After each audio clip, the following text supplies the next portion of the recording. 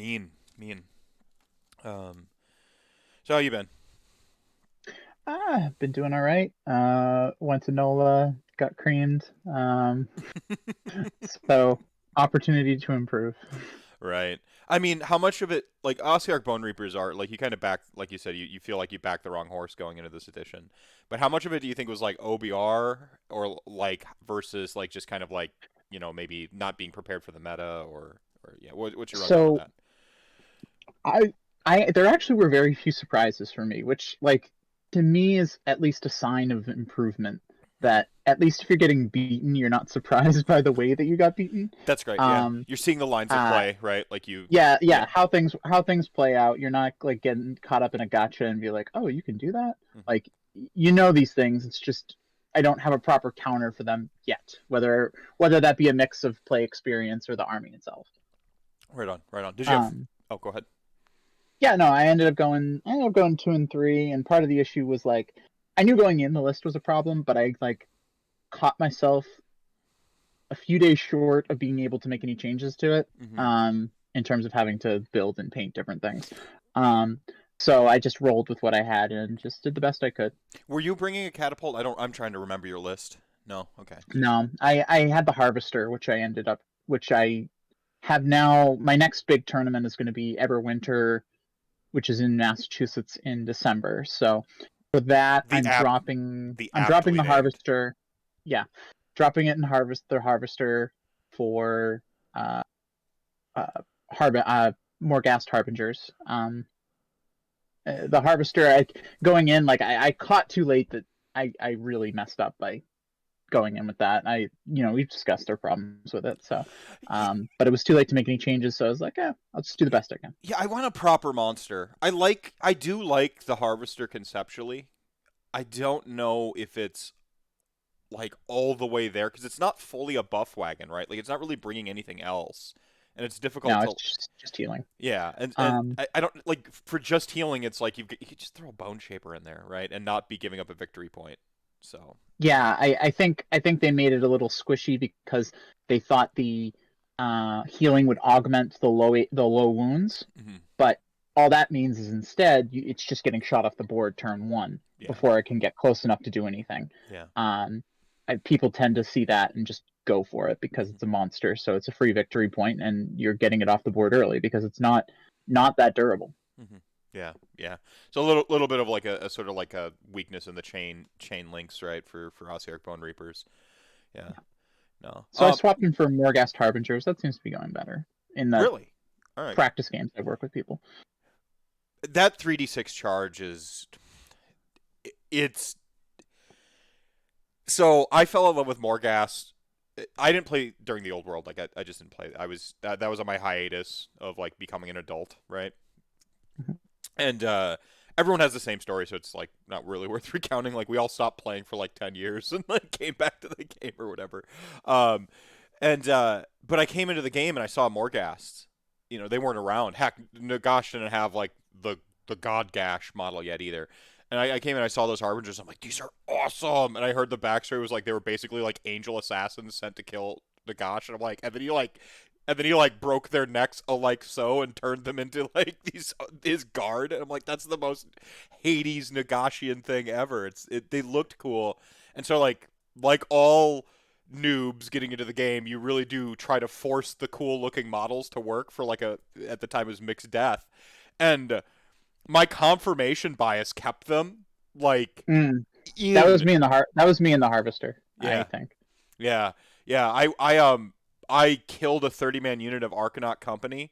This is during like the sort of like Byron Orday mixed order with like a 30 block of KO and like a some just like just like that old mixed order list. And KO Clown Car was still around in its kind of original sort of second version, but still oppressive, where they had changed some more scrolls, but not like nerf the army under the table yet.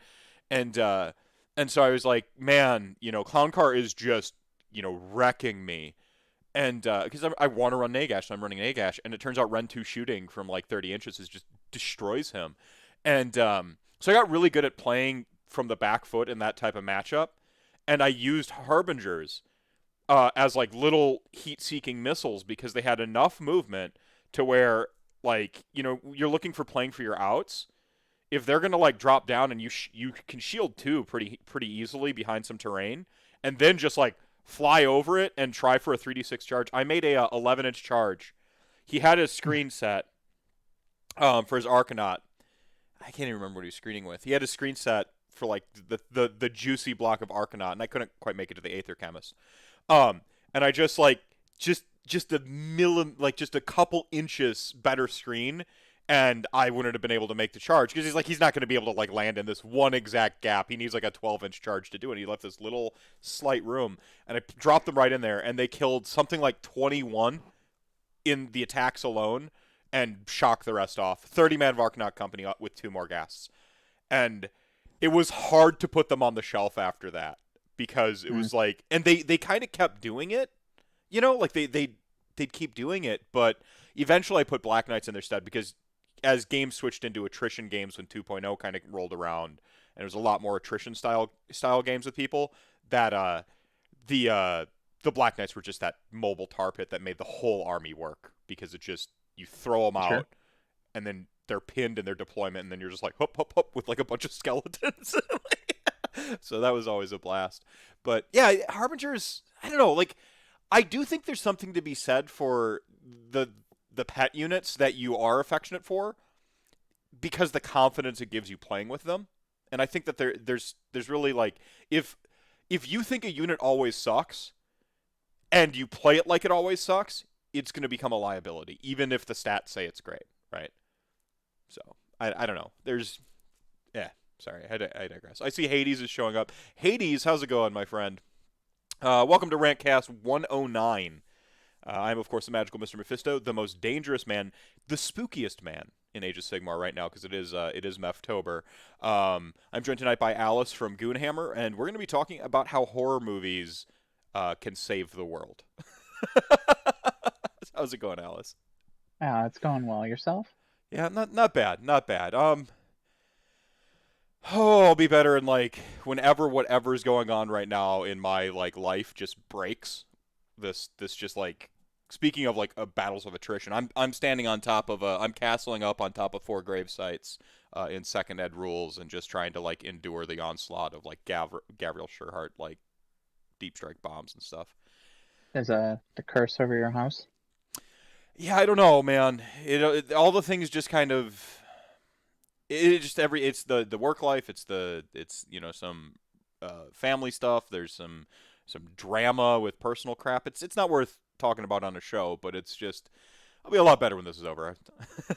It's Mm, weird. We always mm, say how you doing, and it's just like you reflexively say fine, and I find myself accidentally really answering the question.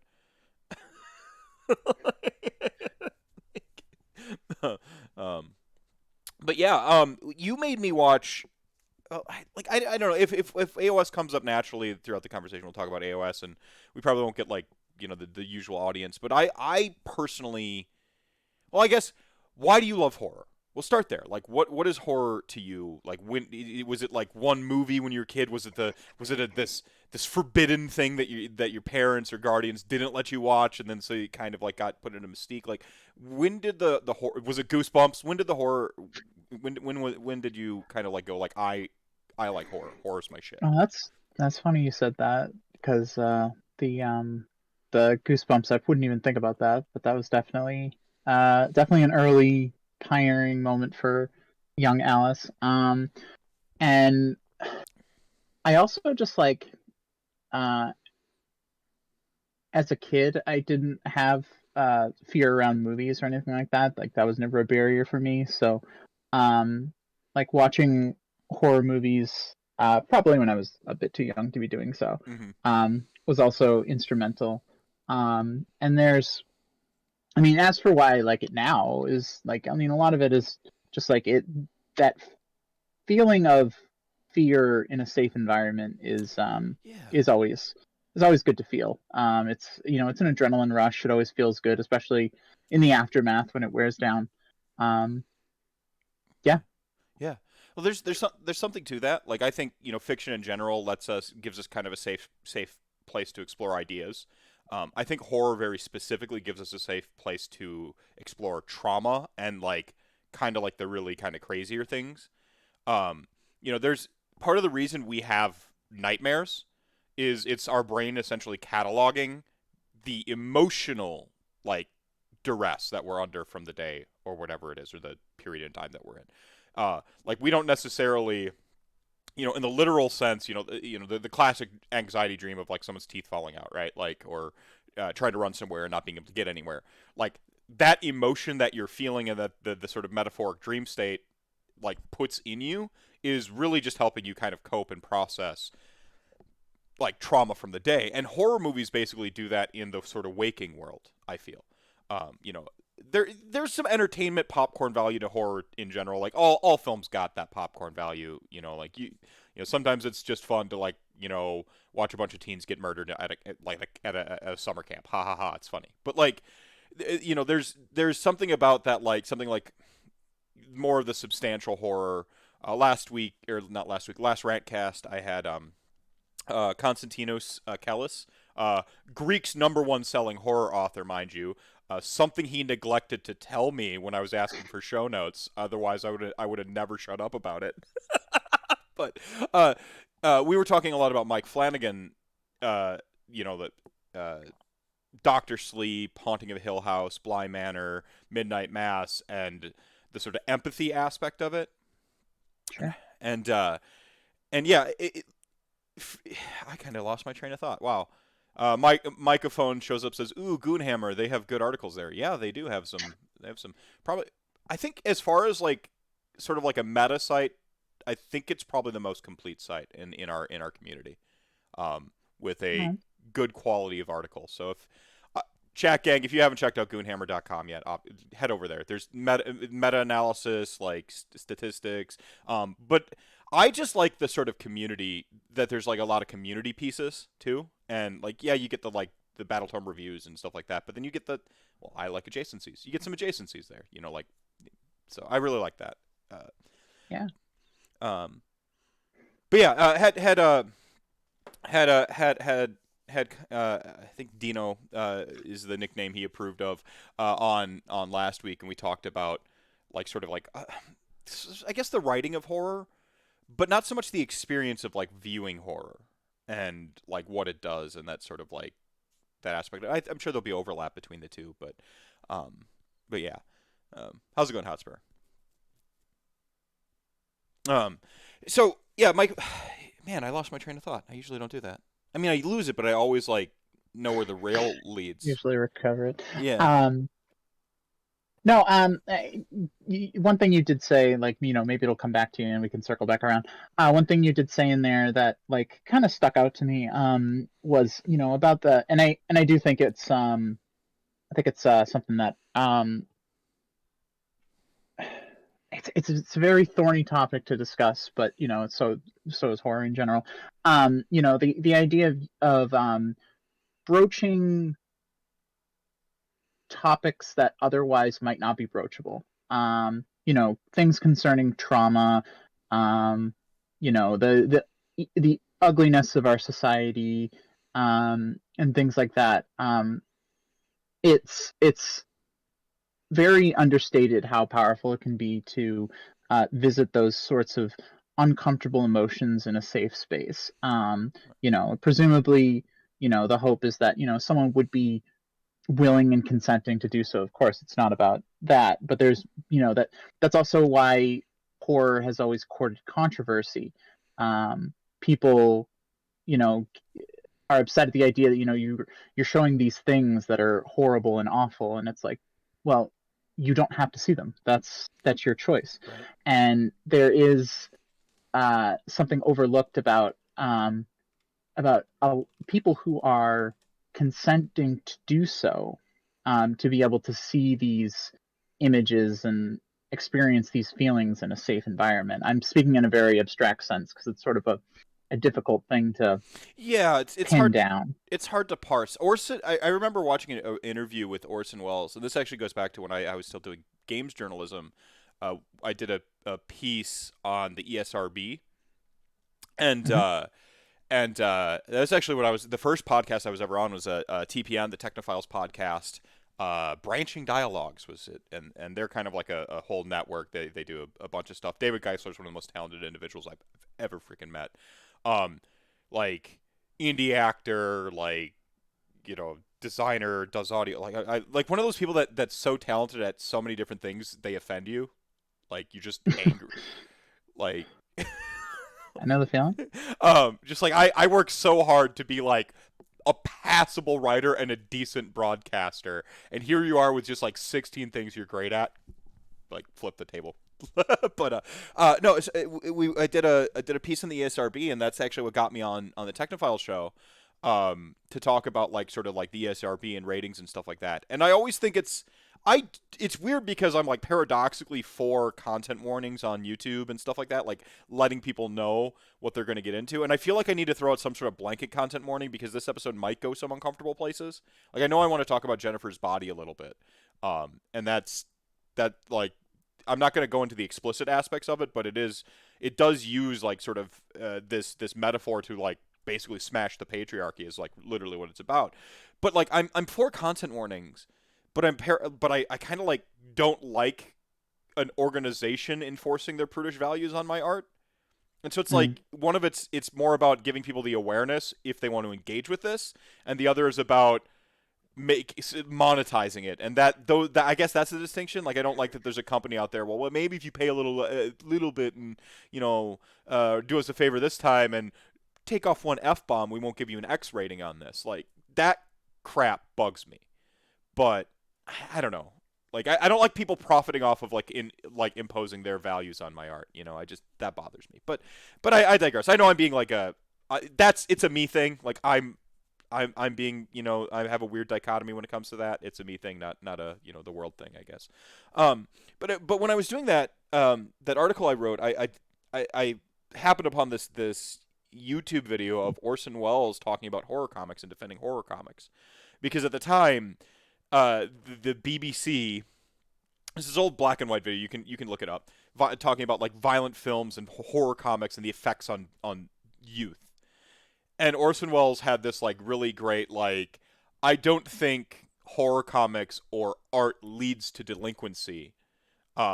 If so, you'd have had a lot of people coming out of the Globe Theater in the Elizabethan era doing a lot of great things for society, because the notion that it would go the other way, right? Like that. I've since kind of refined my thoughts because the internet has gotten out of whack since my early days of telling people to shut up about like my video games and stuff to realizing that like obviously art matters, right?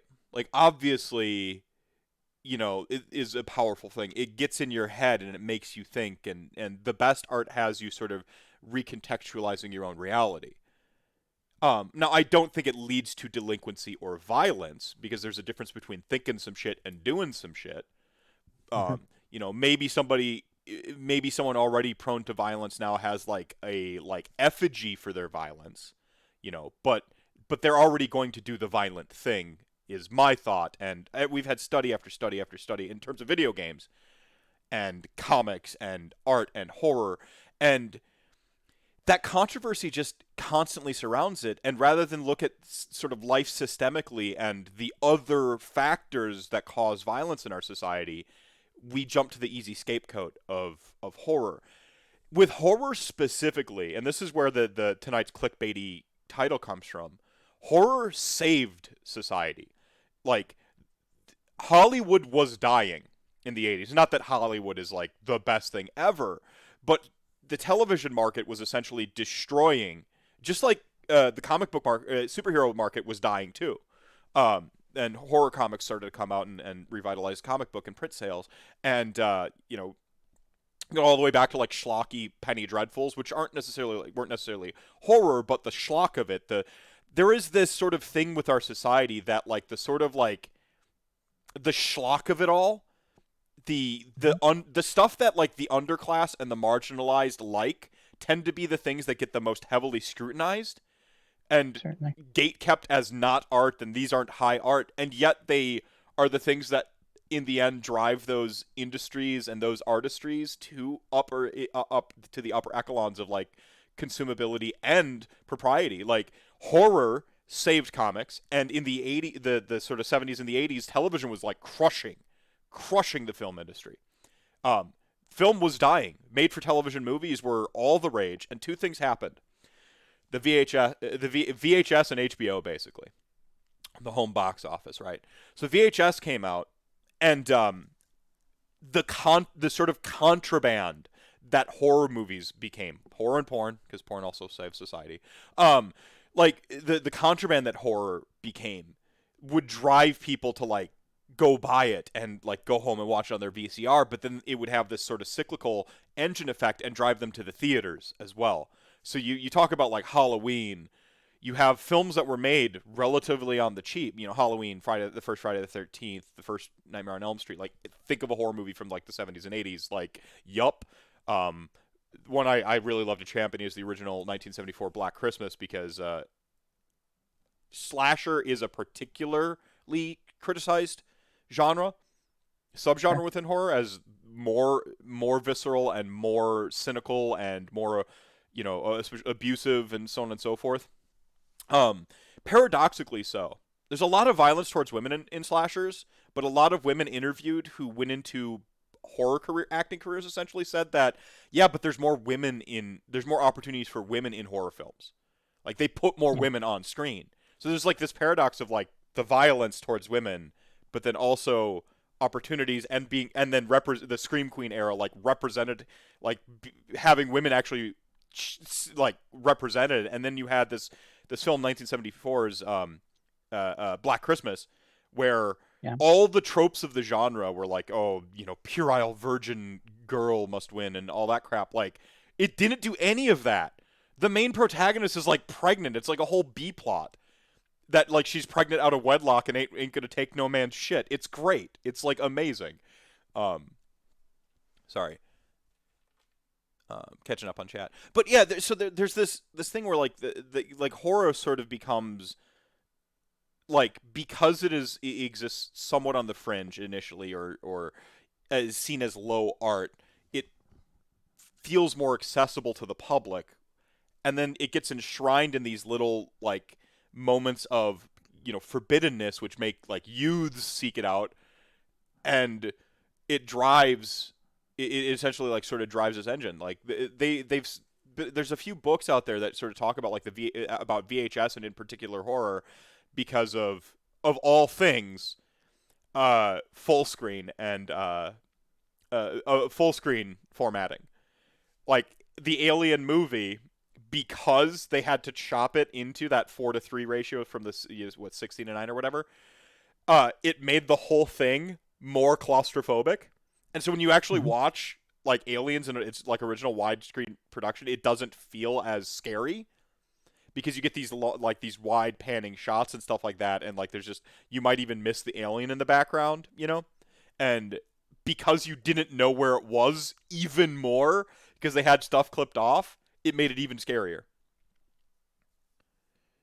So, but I think it's very particularly of note that like the underclasses art and the marginalized people's arts, queer, black, so on and so forth, their stuff always gets gatekept and like looked down on the most, and then it always ends up sort of driving culture in the end anyway, which is kind of awesome.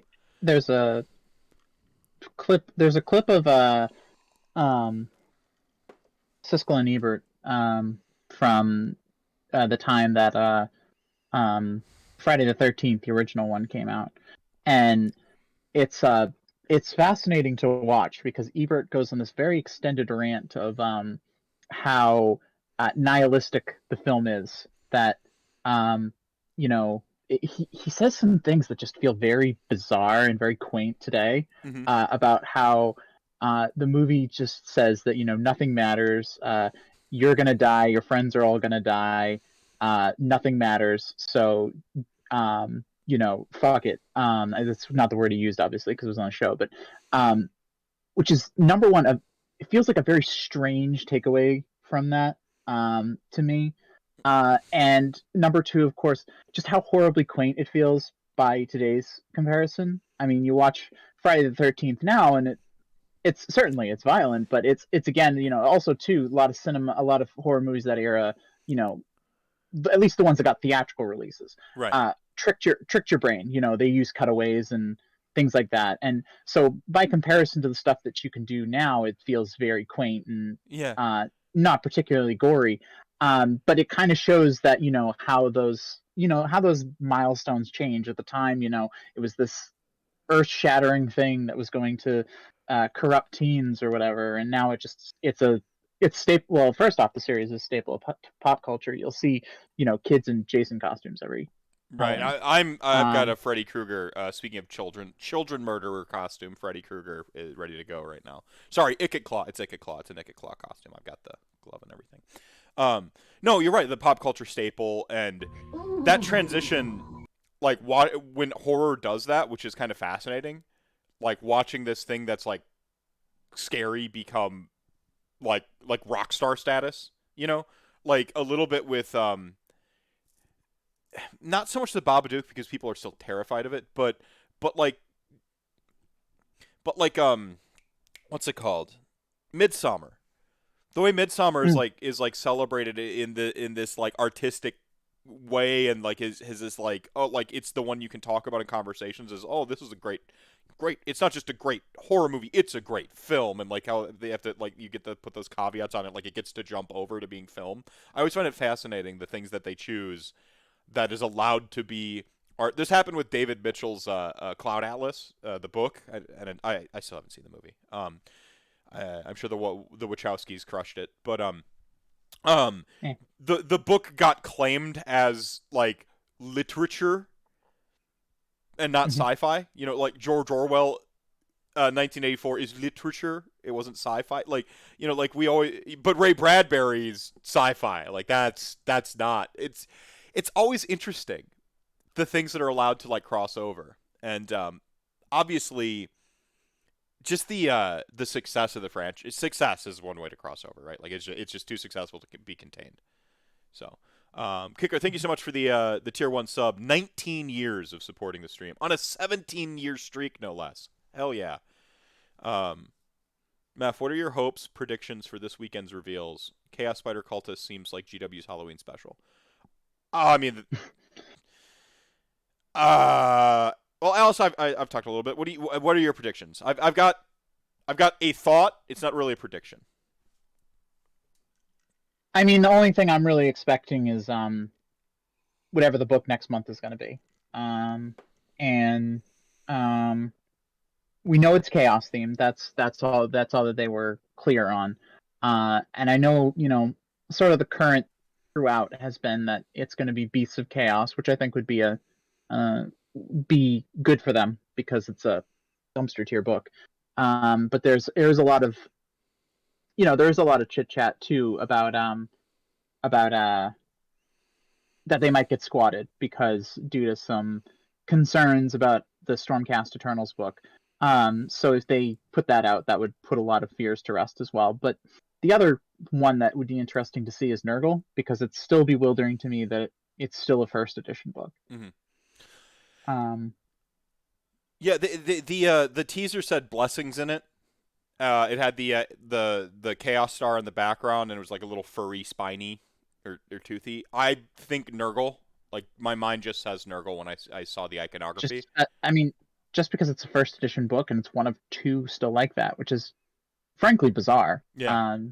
Though I feel like from a lot of the Nurgle players that I played against that they might be a little concerned because getting your book updated might be a downside in a lot of ways. It would be. That's the thing is I think they're going to It's a get good less book. powerful. It's a good book that somehow stayed relevant despite its age. So I mean that kind of has to make you look back on it and go like, damn, they wrote the hell out of this book. Like a little bit, like just right? well, Like it's more the rules changed around it because it has a lot of stuff where like Holy Within didn't exist yet. right. So you have a little more leniency. Though personally, if it were up to me, I would go back to that maybe reduce the ranges a little bit, but remove the Holy Within. I think it's too micromanagey as it is to do Holy I Within. think Holy Within just needs to be jettisoned from the game entirely. Like, I don't care I if you get reduce I the get what ranges, but like, go ahead, go yeah, ahead. I get what they were going for. They wanted to avoid the conga lines and just having like one little guy stepped in to count for the whole group. But like they've done so many other things to try to cut down on conga lines. I don't think that's really necessary. Just Exactly. make it within and cut down the range a little bit.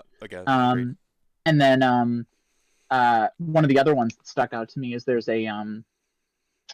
a spell that does mortal wounds on a 6-up. It does not say unmodified sixes. So, with the proper buffs, especially with all out attack, you can get those on 5s Right. It's instead. one third the time. So that's another thing that they'd end up losing. So it's sort of the rules just sort of changed around it, and somehow Nurgle has stayed the test of time because its existence had rule writings that were beneficial to them, which is ironically very fitting of Nurgle. Yeah, like the sort of Lord of Decay and Rebirth essentially, right? Like It doesn't change, but society moves on and somehow it sticks. yeah, no, it's great. No, see, my thought is, or I guess prediction is that it's going to be Nurgle related. My hopes, my dreams are Beasts of Chaos though. Like, I agree. Beasts of Chaos isn't dumpster tier. Honestly, it never was. But anyone who's that might be harsh. It might be.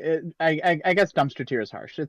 It could use a little bit of a glow up, definitely, and it's yes, probably mostly dumpster tier just because nobody's playing them, I which has nothing to say about the army itself. It's just that pe- people aren't picking them up for there's whatever a, reason. there is a like a little bit of like a chicken or the egg type thing that happens with this community between like the recency bias and the who's playing it. Like on one hand, yes, none of the best players in the world are playing certain armies at any given time, and so their stats are going to go down. But also, the best players in the world sometimes don't play those armies for a multitude of reasons, not because it's bad, but it's not their style. They like this new thing better, so on and so forth. And there's a little bit of that, like, it's difficult to tell where it is because it's bad. It's dropped because it's bad, or it's dropped because it's just kind of like not the new hotness. And Games Workshop does this thing constantly with everyone's army, where they take like a book's lifespan, right? Like a 3-year span on like I'll say an army lifespan, 3 years in an edition. Like if Zinch or Zinch is like a prime example. The demons will be good. Okay, then the different demons will be good. And but it's the mortal demon swing happens in Nurgle. The mortals are good, then the demons, and like they kind of like that pendulum swings back and forth. And this same rotation's not as easy to identify with other books because they're not split down the middle between demons and whatever. But like for a while there, brutes were the best thing Iron Jaws could put on the table. Then it was Ard boys, and they flip back and forth. Like they just do this thing, and what ends up happening is like to make brutes the best thing on the table, you have different enabling pieces. So if you're running Iron Jaws in its best form at one point, and they kind of nerf the thing that is its best form and buff the other thing, you're faced with a decision to either buy a new army or buy half a new army. But if you buy a whole new army, you get the new you get that new hotness feel, right? And I think that churns people through, like that keeps people from like sort of discovering old tech, I guess is what I'd say, how I'd put it. Just a little bit. Like there are enough people out there that do try to like keep stuff new, and sometimes there are armies that just fall into irrelevancy, like Slaanesh, for a little window there, right? At the end of last edition, prior to the 3.0 rules, like there was just a window there where they felt like utter trash tier. But even then, I think the reaction was a little overblown, and now we're seeing people. Okay, we're gonna put Souza in the bubble. Doesn't count, but other people are pulling down 4-1s and wins with them that aren't Bill Souza, and it's just like that's not a case for Slaanesh good. Actually, everybody, Slaanesh still needs changes, because the way it wins is not fun.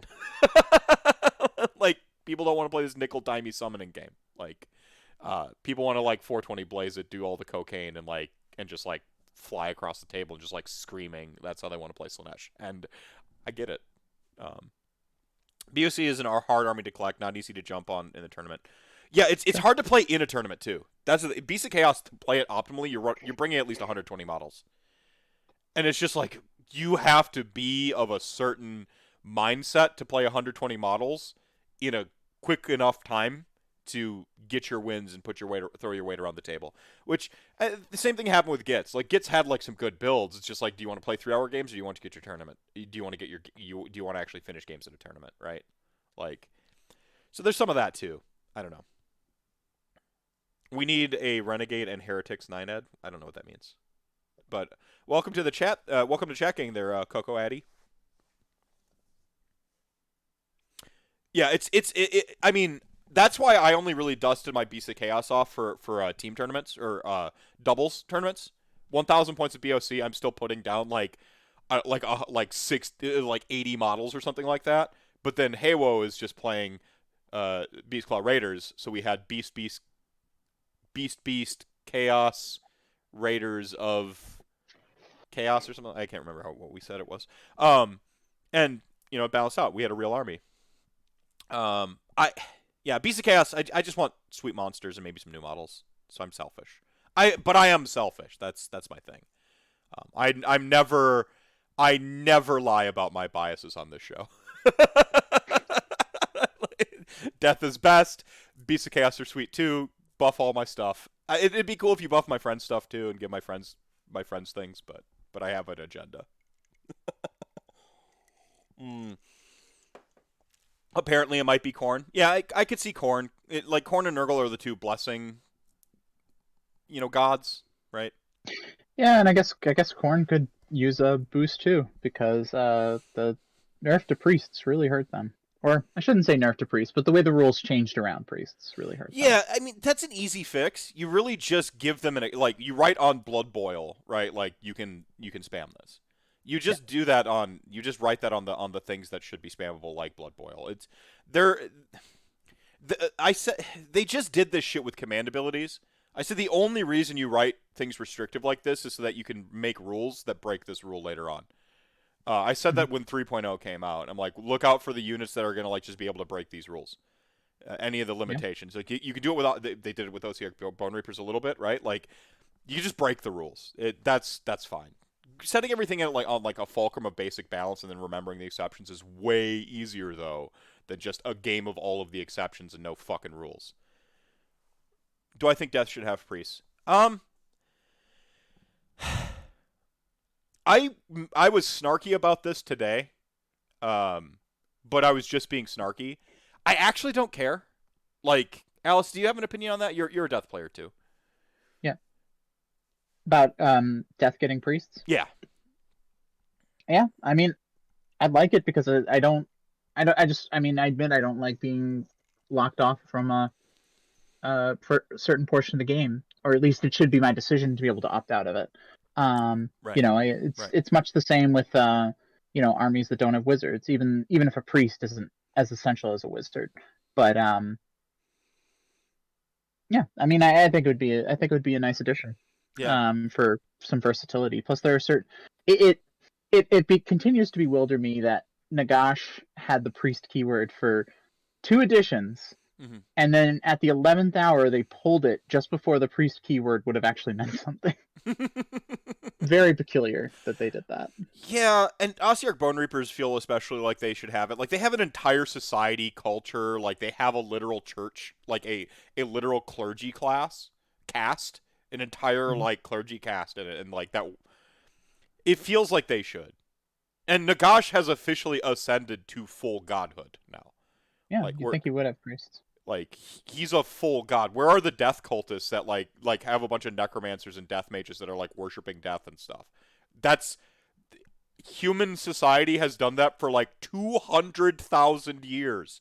Since, like, the first Homo sapien, like, showed up, right? Like, we've worshipped and feared and revered death in one form or another, like, throughout all of... It's not a big leap for the fantasy world of infinites to have, some humans that worship death as, like, a literal, like, religion. That feels like really like a slam dunk idea. It's weird because, like, I like what you said about player agency.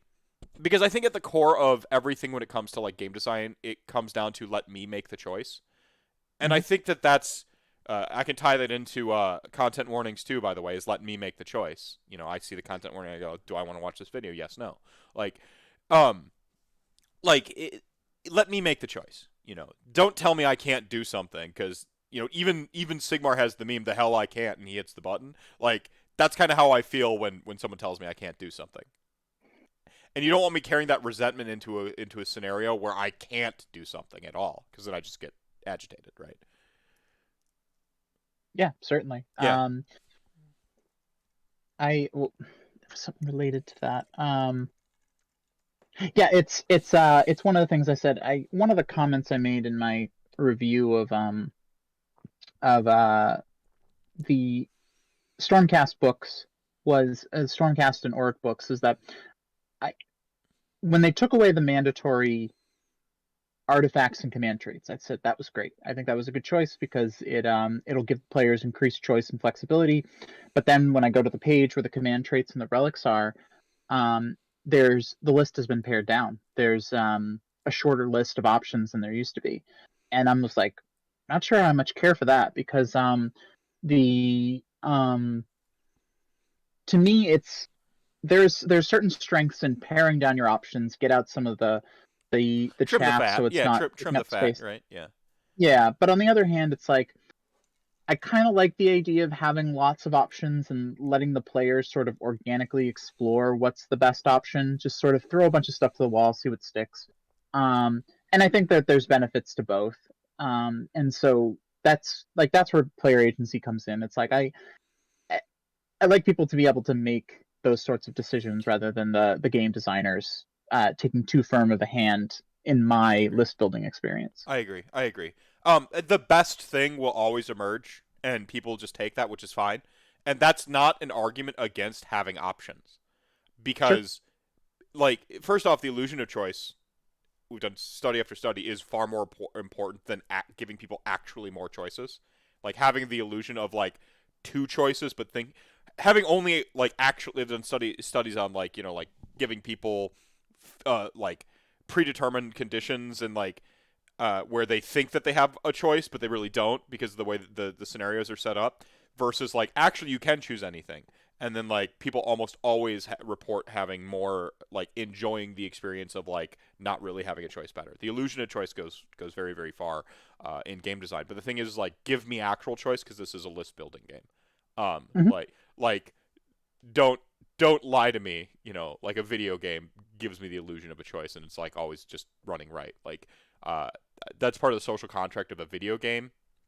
You just said that I get to build my list of stuff. Let me have choices. Like I feel like the SBG has a necromancer faction still coming. I I think we have one more army in the chamber. Um, obviously, like there's 9 Mortarks, but I wouldn't be counting waiting for all 9 to show up. I mean, cool. I mean that's the sort of thing you, as a writer, you write down just so that you're never written into a corner. Okay, but Sure. I feel like we've got one. I do think we're gonna get like either like the wacky ass AOS army, like just AOS death shit that just makes no sense. Which like Ossiarch Bone Reapers, yeah, a little bit, but Night Haunt, yeah, a little bit, but like I know what bones and ghosts are, right? Like, so we might get something like out of left field that's just like totally crazy. But I think death mages especially are like ready to. I think that's a concept ready to be fully fleshed out, like with like flesh golems and stuff. See what I did there? Sure. That was a pun. Fleshed out. I did. You did it. I didn't even get the groan, which was. I think SPG is missing a dynasty, right? Yeah, yeah, they might be missing a dynasty. There are 5. We have 4 right now. That's fine. Yeah. Um, I do think they'd be crazy not to do something with Wraith Fleet, but I thought they were crazy not to do Wraith Fleet back when the It's Vampires / It's Vampirates whole meme started. Uh, like it's just it writes itself. Something that easy, you take that, like you take that shot, right? Like that's it's if they do something where they release a sort of Night Haunt Wave 2 book where like you get Night Haunt, but honestly that's a robust model range, right? Like that's a meaty army. and most of the sculpts are great. Like you don't need to add a bunch of new models to that for a second wave. You need a new book, a couple models to hype the release, like a new monster and maybe a new hero, and boom, done. And they kind of already released the new hero, right, with the Cruciator.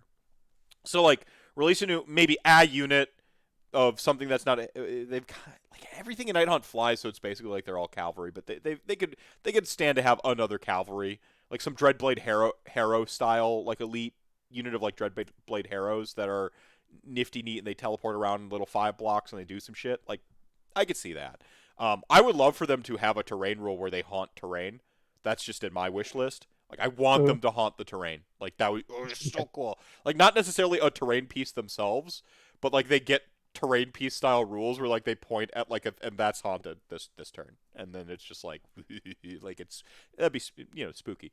But like with a wave 2 like them, the way you could sort of sell some extra stuff is if you release like one of their unique rules is that they can pair with a bunch of vampire stuff as the sort of like allies but not allies actually, and you have this little like Wraith Fleet sub faction or something like that, which it can be some SBG stuff and some ghost stuff, because then you would get that like the full Neapolitan death effect, which is something people want. And it again, it's already in the lore. It's already in Firestorm. A vampire leads a ghost ship filled with ghosts and stuff. Allow me to do it in the game, please. Like, I guess you could release boats for ghosts. Like, yeah, good idea. Maybe we should call it Legion of Grief. Yeah, Legion of Grief didn't do it right though, because the Legion system was dumb to begin with. And me and Ian, the only two people in the entire world, said so when the LON book first came out. Which is so we trauma bonded over that, and that's why he comes on Rantathon every year now. But no, like the idea is good. The execution, like that's the thing with AOS. Like I don't think I ever really fault them for their ideas. It's execution side. They have bad ideas that they execute great, and then people just like you can feel like the greatness of the execution. You're just like, oh, so this is good actually.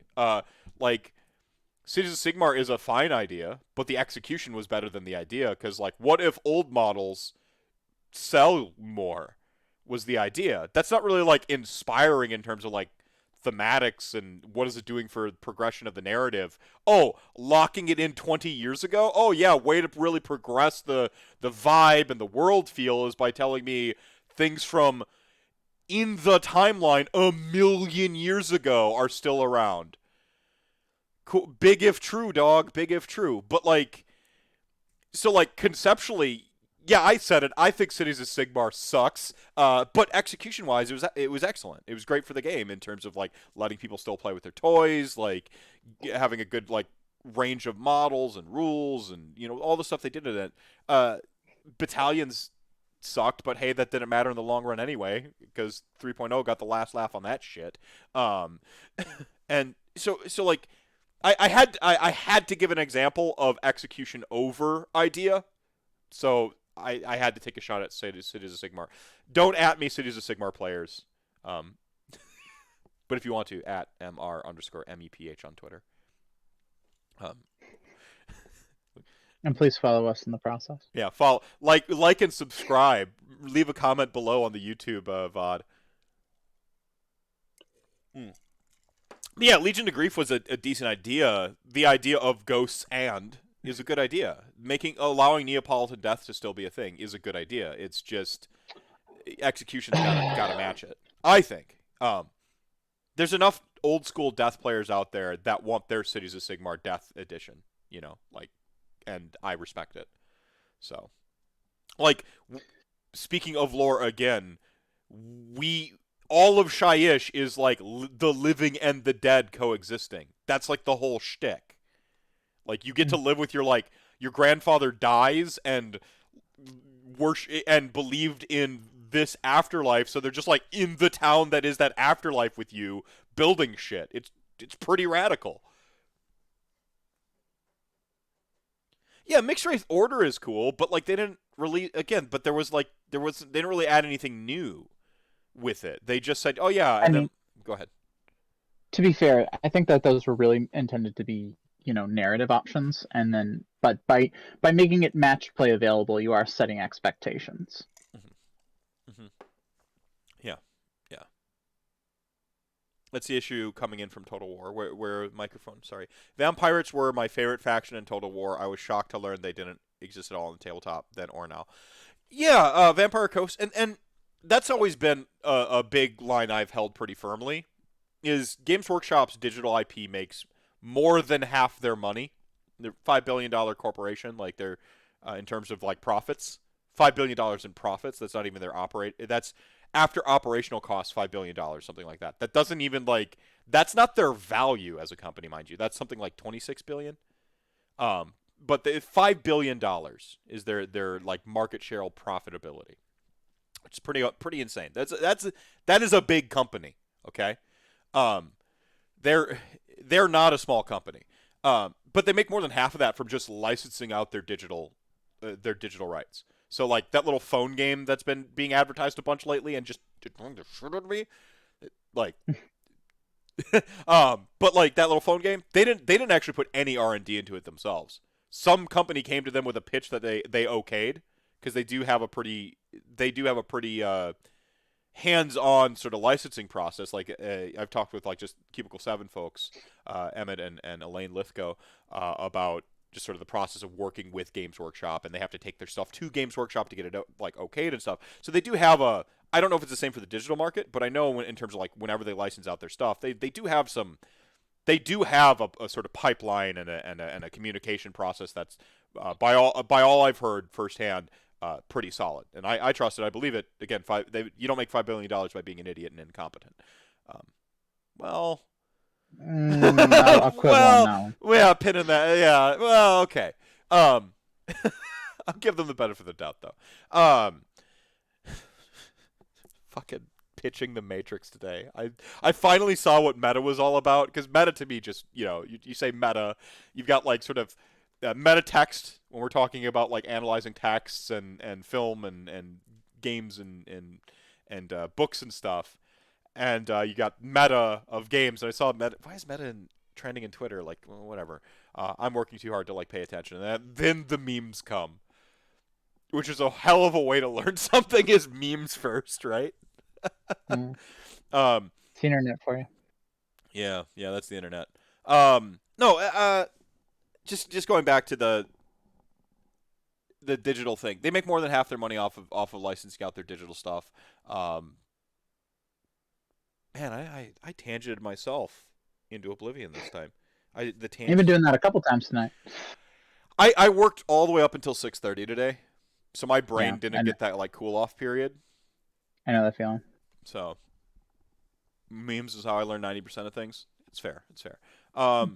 Yeah. So yeah, Games Workshop. They're I don't know.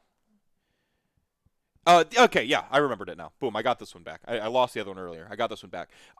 It is reckless of them to not utilize a sort of a pipeline or a bridge from their digital products to their tabletop game. So they're making over half their money. The lion's share of the market playing their digital products are not their tabletop audience. There's some overlap, but I'd easily assert more than 50% of the people who play like Total Warhammer, Dawn of War, Space Marine, maybe the people playing the mobile app, like, okay, the people playing the mobile app are probably a very specific type of 40K player. Um, but other stuff, I I bet like half the people that play Total Warhammer don't necessarily play the tabletop game. One's the cost of entry to play the tabletop. It's way easier to buy a $60 retail video game and then like vicariously enjoy the tabletop experience. It is Sure. reckless to not drive their audience from one thing that makes them tons of money to the other thing that makes them tons of money. So Mhm. early on, I said like in this always came up in the context of Tomb Kings, or often came up in the context of Tomb Kings, because someone who loves Vampire Coast coming over to AOS, they're not going to see Vampire Coast, but I can at least say, yeah, but here's some vampires and you can convert them to be pirates, right? Mhm. Like, you have like a bridge to get from Vampire Coast to get to Warhammer Age of Sigmar. And that's all you need. Once you're like, it's not going to be a 1-to-1, but you have a bridge that goes there. For Tomb Kings, I I hear enough people saying they play Tomb Kings or Khemri in Total Warhammer and then come and play Ossiarch Bone Reapers to think we can hang the mission accomplished banner. Even though I posit that, and Tomb King Tristan, a couple other players that are like the most hardcore TK guys I know, um, they say that like it's not. This isn't Tomb Kings, and I kind of agree because without Cetra, a lot of the identity's gone. Sure. You know, like without Cetra, a lot of the identity, without the actual like the Tomb Kings, like it feels like a lot of that identity's like gone. Even if like they had a skull catapult and you have a catapult and you can kind of 1-to-1 some of the units, like it still feels like it's not quite. But I do think maybe in that digital pipeline sense, it is good enough. So, if someone I think it is severely. I think it is severely understated how how difficult making a new model line is, and how much commitment needs to go into that. Um, Getting people to buy into a new model line can be difficult, and I think that it's tough for me to defend GW on this one, but I can respect their being gun shy on Tomb Kings because they tried before and they didn't do well. Would a second pass go? Would a second pass go better? Probably. I mean, there's been time to separate it, and people have sort of, absence makes the heart grow fonder and things like that. But I can understand being gun shy because I'm not the one making those decisions. right, It's sort of easy to say, well, I would go out and buy them, and I know people who go out to buy them, but it's if you're the one who has to pull the trigger on that and spend time and resources making those models for a new line, it's certainly a lot more difficult, especially now with how long um, production is, lead especially now. times, yeah, oh yeah. The turnaround has been difficult, and we don't even have all the new models out for the Stormcast yet. And that's an established army. Yeah. And Hades, I will agree with you that I prefer Catacross. Oh, I 100% agree. Ossiarch Bone Reapers are way sweeter than Tomb Kings. Cetra is a punk ass. Like, he wouldn't even be alive if not for Nagash accidentally bringing him life because that's how awesome Nagash is. Nagash was such a badass that just the sheer turbulence of his presence brought back the Tomb Kings. Like I empathize, sympathize, and respect my Tomb King friends out there. But like I've always been like team vampires and I played vampire counts, not Tomb Kings, right? And in AOS, I've always been I played vampires and I was always team Nagash, right? And when I got Ossiarch Bone Reapers, it was like it felt like alchemy, like as taught to me through Full Metal Alchemist and nothing else. Okay, that there was a law of equivalent trade, and I got Ossiarch Bone Reapers in as awesome and sweet a sense as I did because I had to sacrifice a bunch of my friends. Like, it feels bad, but also like awesome. The tithe has come. Sure. Will you pay? Oh, What will you serve? we stirred up the hornet. That's really funny. You can call me Reman or Miram. Thank you for the $3 tip. Yo, chilling in Haywo Discord when I heard you say Cities of Sigmar sucks as a concept. So I came here as fast as I could to say, fuck you, Cities is dope. Shit, get owned. All right, fair enough. Fair enough. That's fair. You paid $3 to own me. You win. You've won. I have officially, my opinion has been bought. Cities are dope. I will change my opinion for a very low dollar amount. Yeah, no, I can be bought.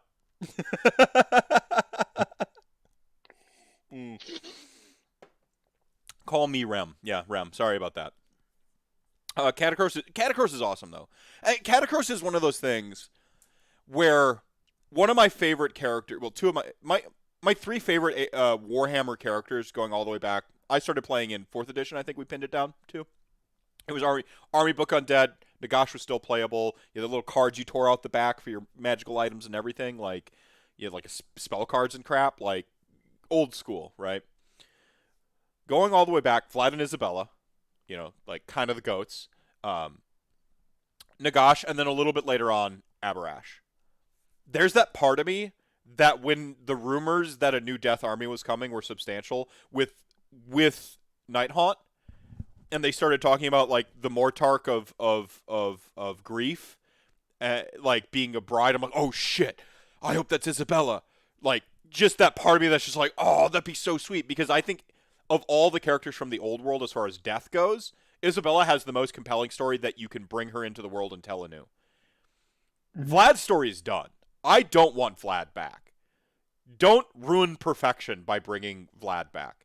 He told the story, he sacrificed himself for the love. In the end, he even kind of like started like had a hero moment by helping out the Empire and everything. Like, you know, he just despised. This is like, don't bring him back. Keep him dead. He gives his ring, ultimate self-sacrifice, gives the ring up to Isabella, and Isabella, you know, cured of the nurgle rot, goes off through the portal. We don't see her again. Isabella can come back, and she was always a little bit of like unfortunately, like a damsel archetype, just from antiquated writing styles, right? And but like now, like one, Warhammer needs more waifus. I am team the more waifus the better when it comes to Warhammer, because not just like one, it's a way to like get more representation, but also like, you know, sell the representation to a different demographic. It's waifus, not representation. See, look at that. I've tricked people into being more progressive. So like Isabella coming back, one, more waifus is better for the game, and two, orc waifus win. I don't know. Orc waifus win. Yeah, exactly.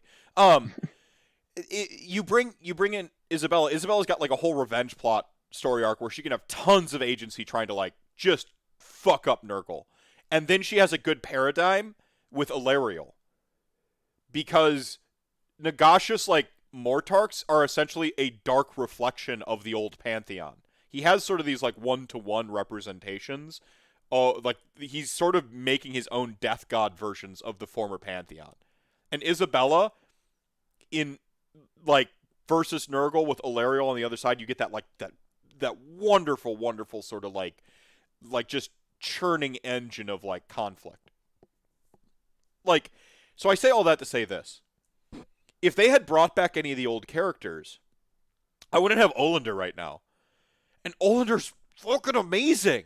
Every story she shows up in, she kicks ass so hard. It's amazing. Like, yeah, give her some more wounds on the table, sure. But like narratively speaking, she's kicking ass. She's like slapping shit. She holds the shoulder buttons down at all times. Like, zero quit. And same thing happened with Catacross. Like, I kind of wanted Abarash to come back. Not so much Vlad. Abarash come back. You know, was thinking we were getting vampires a little sooner and then we got Ossiarch Bone Reapers freaking out of nowhere. I couldn't even fathom who the Mortarch was of that when they started advertising it. And Catacross has gone on to be he has supplanted like my other favorite characters. Like, that's how cool Catacross is. So we get locked in these like sort of nostalgia traps of wanting our old stuff back. And when that happens, we cut ourselves off to new possibilities. So, I don't know. I think that's go ahead. I agree. The sort of it's an interesting thought I had the other day about a friend of mine who was kind of a holdout for Age of Sigmar for a while. He played fantasy and then kind of took a while to get over the hump, and finally, you know, came back with 3rd edition and started playing Age of Sigmar. You know, I was talking about some of the cool lore bits of Age of Sigmar that I really like, and it's you know, during the discussion, you know, he lamented, he's like, I still wish they didn't blow up the old world. And I'm sitting there thinking, I sort of had this weird epiphany where I'm like, Well, okay, yeah, they blew it up, but it's a fantasy world. Nothing changed. Um, which is like all it is a corporation has now told you that this world, this fictional world that never actually existed, has now blown up and is now gone. Mhm. And in that respect, what has actually changed? Um, and it made me sort of examine those ideas about like, well, the old world was stagnating for a while. It really was running on a treadmill because you can't kill anybody. You need to be able to keep them to be playable on the table. So it turned into that problem with serials where nothing really happens, events happen, and then they're quickly retconned to avoid any major changes. Yeah. So we were stuck in a stasis for a really long time, and something had to change. You can quibble about exactly how they did it. Certainly, there's no there's no way there's certainly ways that it could have been done better, but um I'm thinking about how you know if it was running on that treadmill, was sort of in stagnation for a while, um a lot of the later plots people didn't really care about, um then now they're being told that this world is now gone, this world that technically didn't exist in the first place, it's a fictional universe. Mhm.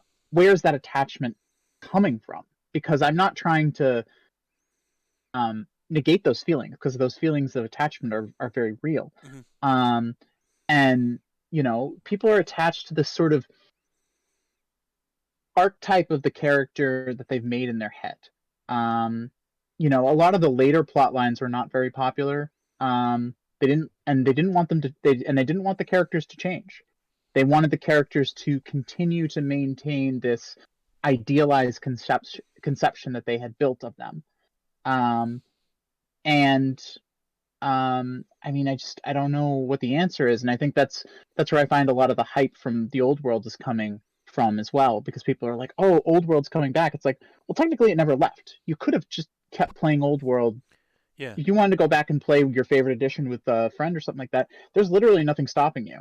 Yeah. Um, RPGs are but exactly like this. Like I run Rifts as it was in 1996, and sure, nothing stops me from doing that with my friend. It's a little bit different when there's a competitive scene, but you're not wrong. Like it's yeah, there's the world still exists. I mean, fuck, man, the world blowing up is literally Forgotten Realms backstory.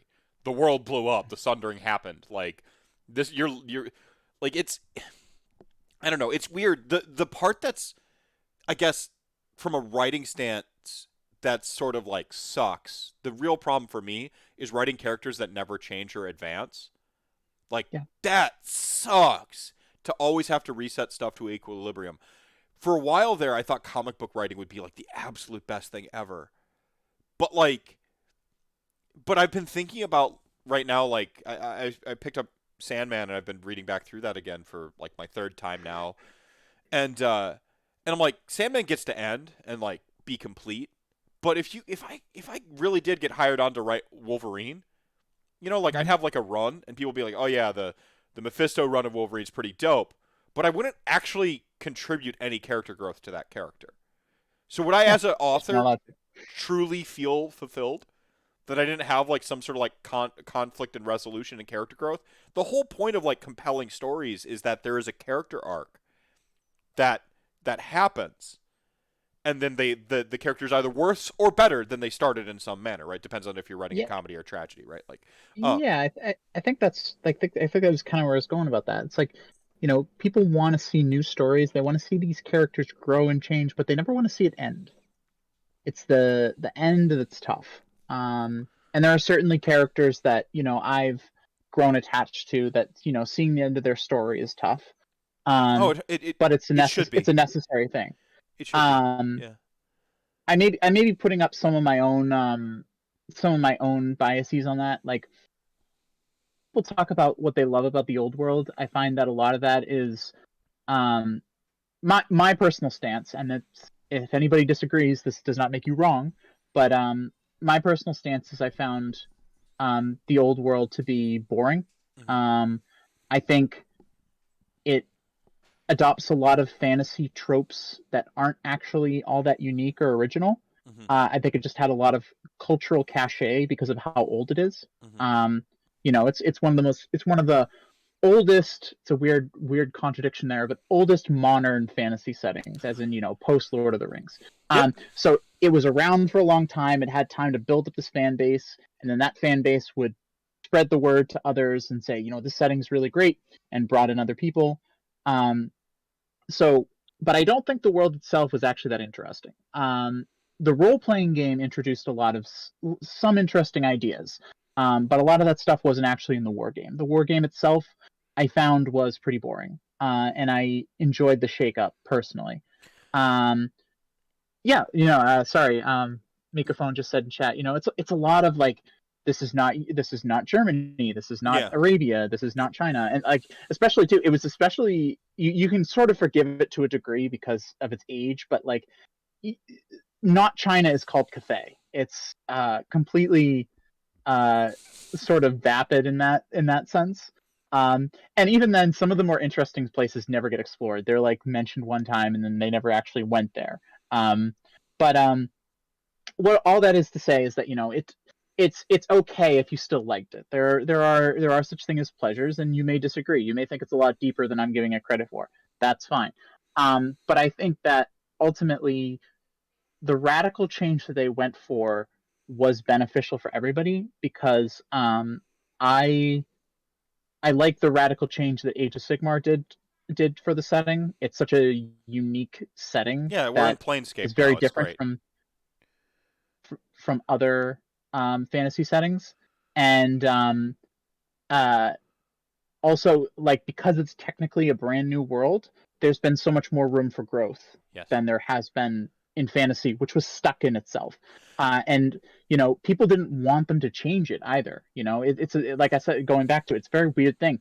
People want new stories, but they don't want anything to change. They want these characters to remain the ones that they've always been, and that's a problem that plagues many expanded universe settings. But I thought that the shakeup that they did, it was a tough call, but I think history has sort of vindicated GW in their decision. 1,000%. No, I don't disagree with anything in particular. Agree and to elaborate.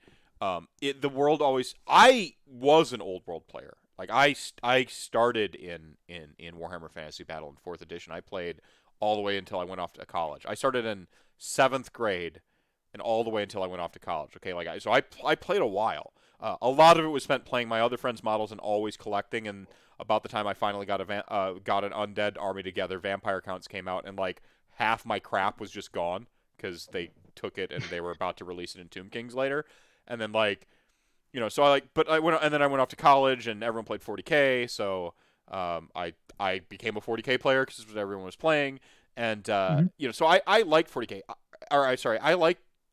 I liked Warhammer, but that's still my read of it too.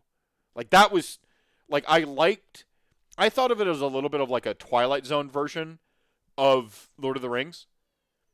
And so I was able to enjoy it in this like sort of like, in a way. I really did kind of like it.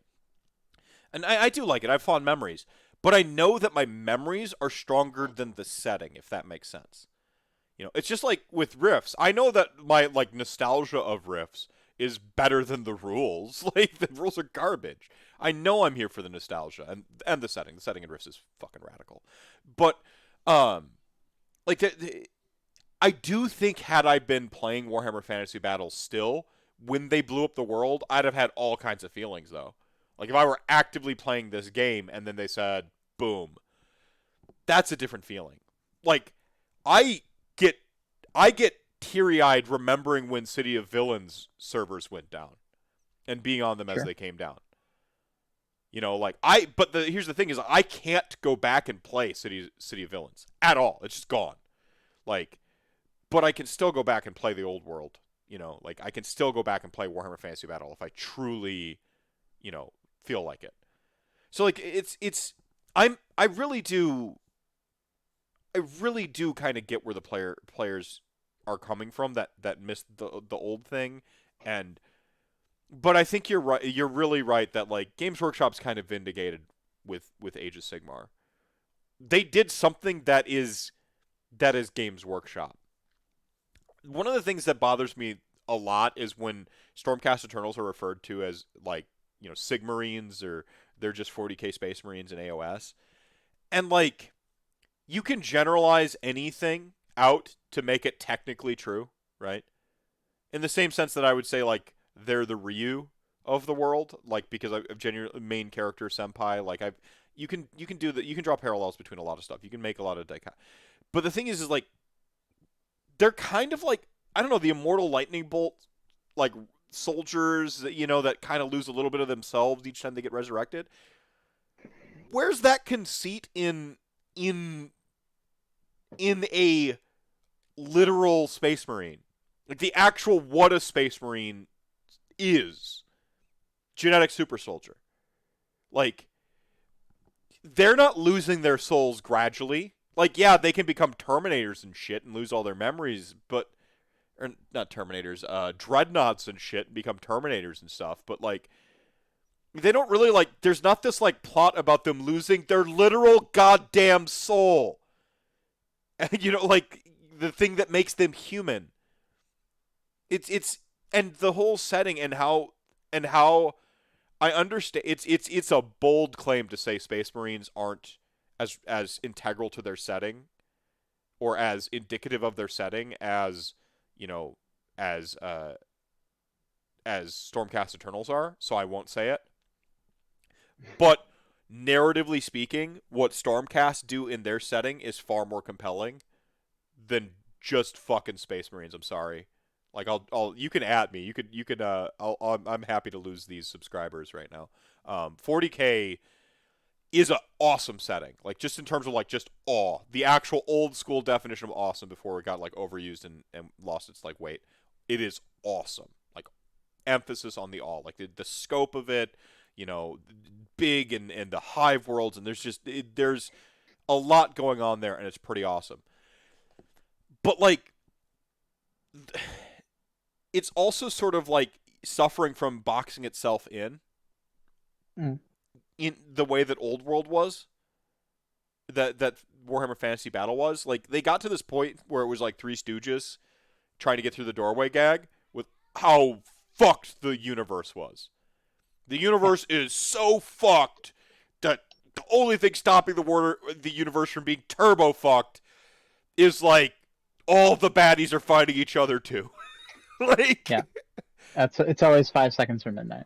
Yeah, and I don't know. It just and it I understand people like liking that, like being locked in that, and that's what they want to experience. But let's be honest, most people just like the combat porn. Like they just the chain swords, the gun goes ticka ticka ticka. Like they're just obsessed with that shit. The aesthetics of it all. And if you're obsessed with the aesthetics of a setting, I don't think it's as meaty as if the concepts of the setting are great. Which is why I like AOS so much, because conceptually speaking, you have a world that is trying to reemerge from the darkness. And the ultimate sort of irony of it all is to win, to defeat all that is bad and ruinous. You have to like lose your soul. Fighting for what's right and good takes a chunk away from you every time. And that's a really compelling story. A tragic one, but really compelling. What's the 40K, like, what is the great soul-searching story 40K tells you? Fascism is bad, actually? Okay. And I've talked about this before. I've talked about this before. I've had issues with how GW does things now. Like, it's you know what? Unintentionally, we're circling right back around to the very beginning when you were talking about art, and I don't think that art inspires you to do certain things. It can inspire certain proclivities you might already have. It reinforces, I think it reinforces some stuff, yeah. It can reinforce certain proclivities, but it doesn't inspire anything. I've had the same discussion with 40K. Initially it was supposed to be a satire of fascism, and it was really laid it on thick, so you knew that. And I think over time it's sort of strayed away from that. In the 90s, it moved towards just like, there was less of the political commentary. It was there, but there was less of it, and it was more just about the grim darkness of everything. And because that was the 90s, everything had to be grim dark. Yep. And then sort of, I feel like as Well, we it's moved into the anti-hero 2000s, era. It was the 90s is the anti-hero era. yeah, yeah. By So all measures, yeah. Go on. yeah. So going on about how shitty everything was. That was the 90s in a nutshell. So, Fucking Gen X. Yeah. And then after to the 2000s though, it sort of changed. It's like you can't take a blatant satire like what Launch 40K was, and make it into a long-term franchise. It just doesn't have the longevity that it's supposed to, and yet it seems like the franchise has now outlived what any of the creators thought it would. And now there's sort of there's now like an almost an attempt to frame Space Marines as with a certain heroicism. They're not entirely good guys, but they are the point of view character. And sometimes you'll get a book that tries to come in and add a little nuance to it, but it really feels like you're meant to sympathize with them as the main characters of the setting. But they keep all the fascist trappings. They keep they keep the eagles. They keep the eagles, and the Imperial Guard has its the Iron Cross, the Iron Cross, and like especially with like the new Black Templar stuff that came out, where you're just very unfortunate because you're literally like plastering hate symbols up and making it a marketing thing. I don't think that that's a moral failing exactly. Like I said, I don't think that it's going to inspire anybody to go out and it lives in such a world of hyperbole. I don't know that it can, but it certainly go on. Like I'm not one of those. I don't know if anyone knows in Chat Gang, but I'm a dirty lefty. I try to be a reasonable leftist, and like I don't want to make my content unapproachable to anyone who's like conservative and stuff like that. So I'm not one of those like lefties who's like, this is fascist and therefore like I don't have that surface level reading of that. I don't think 40K is meant to be read on that level, but they're stuck in it. Like that's where and that's what I'm saying. I don't think there's any attempt to profit from fascism, and I don't even think it's going to make people who aren't fascists. Yeah, you're suddenly a fascist. You're like, oh man, suddenly pick up Mein Kampf and be like, hey, this guy has a couple good ideas. No, I don't think any of that. But it's tonally weird to have a setting that was so overtly laying it on thick that it was trying to make fun of fascism and laid it on thick because it wanted you to know where it stood. Yeah, and now sort of has this the Mel Brooks like, the Mel Brooks style, like springtime for Hitler.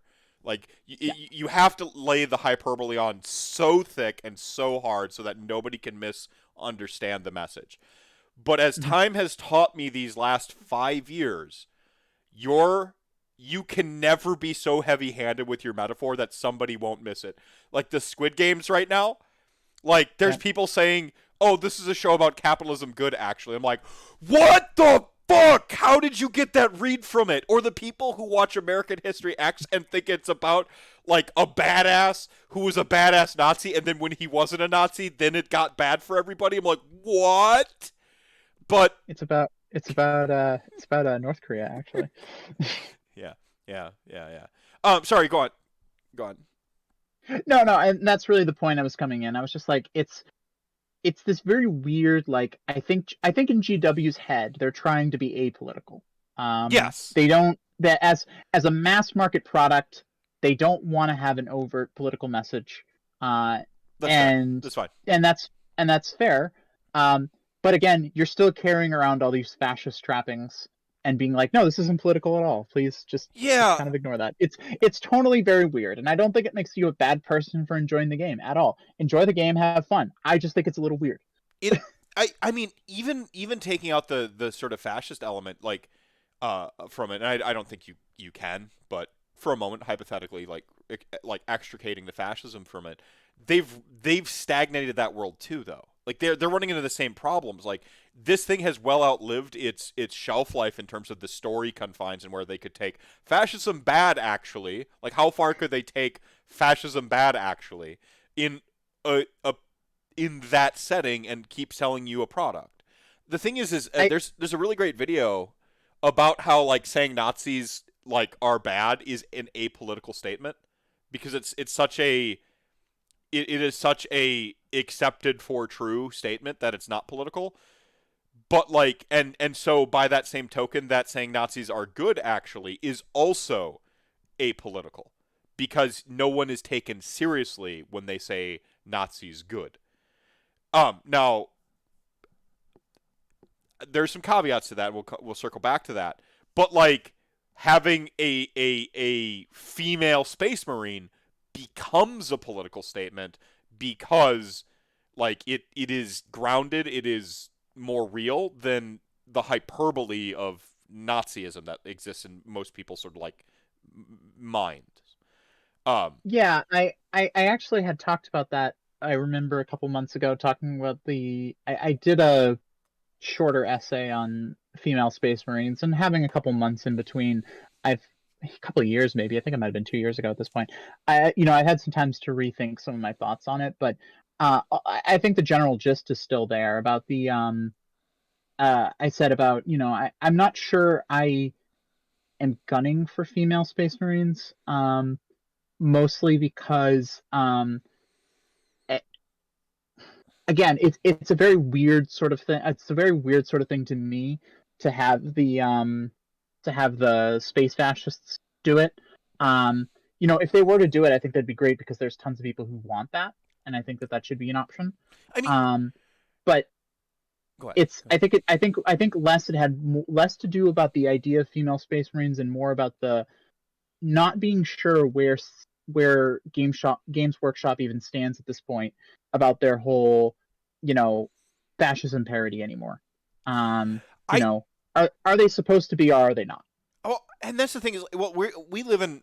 There's a couple really solid videos on this, and it's something that I like picked up on. Like, I think everyone sensed this. Remember the Onion headline, not the Onion headline, right? Like that gag went around for a little bit. Like, not sure if Onion headline, right? We ended up and we've started calling this the death of the death of satire. Like, we live in a post satire era now, where like satire, is just it just is.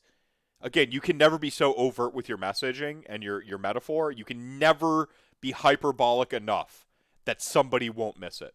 There will always be people who don't. And that's because I do think largely most people have like a very surface level engagement with any text. What is a text? Everything's a text. That's my English literature major education that I'm $30,000 in debt still, $50,000 in debt still. Taught me is that everything's a text. So there you go, everyone. I just saved you $50,000. Fuck.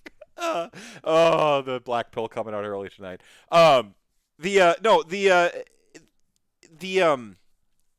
We live kind of in a post-satire era, but beside that, I truly do not believe most people read into things that much. I think it's more likely people read into it what they already believe pretty consistently, and this has been backed up a lot by like the Colbert Report. If you're a conservative, you watch Stephen Colbert on the Colbert Report, and you think that he's a conservative dunking on liberals. If you watch it as a liberal or a leftist, you see a leftist making fun of like Bill O'Reilly and conservative media. And like people read into art usually what they want to, and so like because they're not taught to like account for your bias and consider death of the author versus authorial intent. Do you want to do a feminist reading of this? Do you want to do a critical race theory reading of it? By the way, like it doesn't just mean you say that the KKK exists. That's not critical race theory, guys. It's collegiate level analysis. Do you want to do like some sort of like other? There's so many different ways to like analyze a text. There's a bunch of different schools of thought you can approach something from, right? But usually people aren't trying to do that. They just look at the thing and Chainsword goes bzzz, and they're not reading into anything.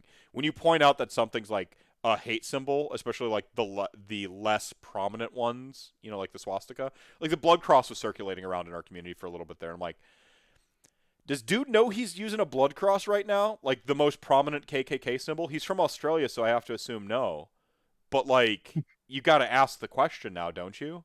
Like Yeah, fair. to live in this world where you're like not sure if likes it cuz hate and not sure if likes it cuz thinks it looks dope. Like that's a weird we just live in that world right now. I don't have any answers, arguments, I'm not making anything. I feel like we live in that world right now, and that's just kind of weird. But when you have a story that stagnates the way that 40K kind of has, it's like, the fuck do you do with this? The satire's irrelevant at this point. So yeah, I think that ultimately is the point I was getting at. The story had stagnated, but culture had changed around it, and so it's in such a weird place now, and its inability to actually change anything from a substance point of view has been such a limiting factor, something that Age of Sigmar hasn't quite gotten through. You can call me Rem. So Rem, I'm just going to shorthand it from now on. Rem. Do you think the Iron Cross and Black Templar iconography should not be allowed to call back to like legit Templars and Crusaders who used those icons and symbols before Nazi Germany? All right, so I have two in completely separate and distinct points. Okay, like they're not. It's not like a 1-2 punch of like trying to answer this question. It's two entirely separate thoughts. I don't give a fuck about people's reality in fantasy. Like the fucking Thermian argument means nothing to me. Basing your it's so realistic based on the real life. Oh, your real life realistic depictions of fucking dragons and your real life realistic depictions of like 10-foot tall super soldiers 40,000 years in the fucking future, like the realistic depictions of all that. We get the fuck out of here with shit like that. On the flip side, I kind of I'm not a victim of those hate symbols, so I'm not the right guy to ask. For one, okay? Like, I don't walk in and see an iron cross and immediately remember my grandma sobbing about being tortured by fucking Nazis, okay? But, like, yeah, it's probably a bad look, to, like, have a bunch of just hate symbols that are, like, a current zeitgeist trauma for a bunch of people across the entire fucking world. I don't know. That's probably a bad look, as the kids say on Twitter.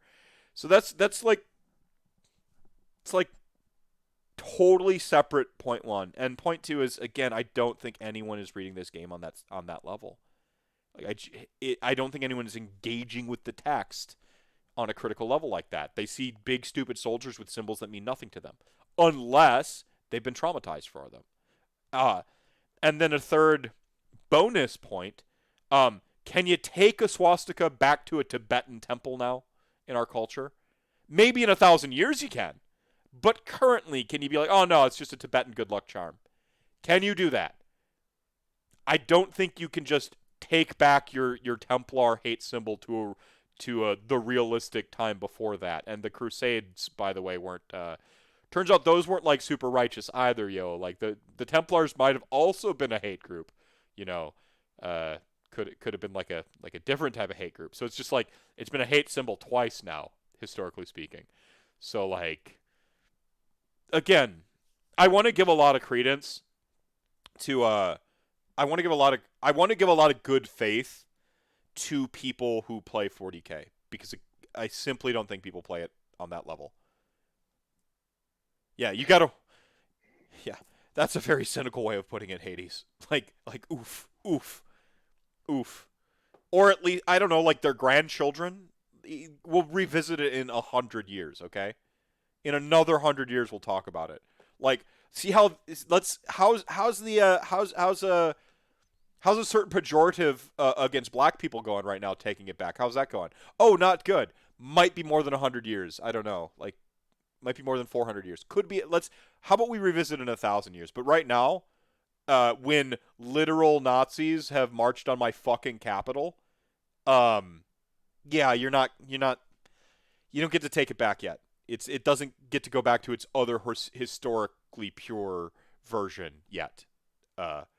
But that's just my opinion as a white guy who wasn't a victim of the symbols and stuff like that. I've got like I was a victim of like race violence. Well, my brother was the victim of racial violence.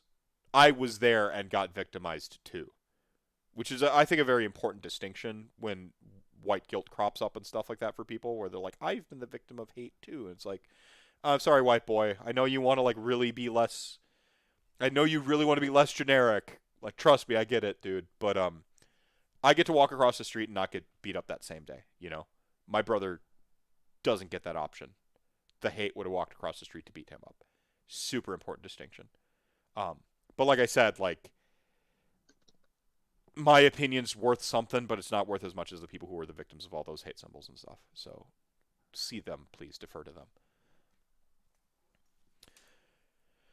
Alice, it was a pretty loaded question. I saw you were talking in chat too, but did you want to add anything? If you disagree with me or whatever, like, feel free to. I like to tell people what I think, not what they should think. So one thing I did want to catch. I just want to make sure I misunderstood you. You talked about swastikas in the Tibetan temple. Were you talking about like taking a symbol away from there or bringing it to the temple? Oh, trying to make it not a hate symbol anymore. Oh, because it isn't. If you go, like, when I was in Indonesia, and it was a jarring thing, you go to a Buddhist or a Hindu temple, and they will have them. Granted, it is the original, not the flipped version that was used in Nazi Germany. But I think that's an important cultural context thing to understand, Right. because in Southeast Asia there isn't the same cultural context. It doesn't have Nazi Germany doesn't have the same cultural cachet as it does. They certainly have their own stripe of fascists or nationalists, but it's a very different inspiration than Western Europe. Context is and everything. So I think context is everything. Continue. Sure. Sorry. So I think that's an important thing to do. It depends on where you are. It doesn't mean that you can suddenly do that here. That's certainly a different problem. And as for actually using the symbols, I want to stress that despite the it feels like when I say it, it's very much a just asking questions thing. When I say about doing the having the Iron Cross and things like that, I'm Jewish. It's and practicing, but it is a sort of weird thing to have just an Iron Cross splayed out, but at the same time, like, I don't feel those same sorts of concerns that you express, but it's my thing too. It's not a monolith. And when I say that, it's weird to me to just market hate symbols, it sounds like I'm saying, we shouldn't allow this, it should be banned. And I'm not saying that. I think that, it's ultimately up to the individual. I do think it's a little weird. And I don't think that GW thought too hard about it. But I do think there is also a point of, like, at what point is ignorance no longer an excuse? As well. I don't think it's going to cause any overt harm. Again, that goes back to what I said about, like, I don't think it's going to create a new generation of Nazis. At best, my concern is that, it lets Nazis Sorry. Go into a game store and feel a little more comfortable about going under the radar. Yeah. That's a problem. But I've always felt that, people like that, they always expose themselves one way or another. They can't keep their goddamn mouth shut. It's true. It's true. But ultimately, I don't think it's bad. It's not the worst thing. It's not great, but it's not the worst thing in the world. I don't think it's a injustice, and I think that it's better to let art express itself and fall flat on its face than to censor anything. Yes. So I would never advocate censor anything. Yes. And also, Hades brought up a great point. What does the Emperor have to do with crosses? That's true. What does that have to be? And obviously, Christian authoritarianism was also a big theme of 40K, and that's sort of why it wriggled itself in. But now in the new, less biting commentary 40K, what point does it serve? Right. And that is a pretty good point to make. Yeah. I want to really kind of stress, like, I don't like censoring art, like just if this is an artistic expression. I truly don't think GW like thought that hard about or thinks that hard about it now. They thought they were doing some like satire shit back in the like early '90s and '80s. I think '85 is around the time that some of the first stuff started coming out, right? Like they thought they were doing a satire back then, but then it just kind of became part of like the CAD files that they just have around for their shit, and they're like, oh, we'll throw this on the design, and like it. I don't know that I don't think there's any malice aforethought, honestly, when it comes to like the symbols GW puts in their art currently. But then if there's not any malice aforethought, there's not any forethought. Like, does it really matter that much too? I don't know. Don't go out thinking everybody who plays Space Marines is a Nazi or Black Templars is a Nazi. I don't think that's not the take. Certainly not. I think it's the opposite, and I think that you do a lot more harm to people who have progressive causes by being this constantly reacting to reactionaries. Like we need to concern ourselves a lot more with the actions and sort of like the intent behind the actions and the intent behind the things people do than like just these like sort of surface level things, right?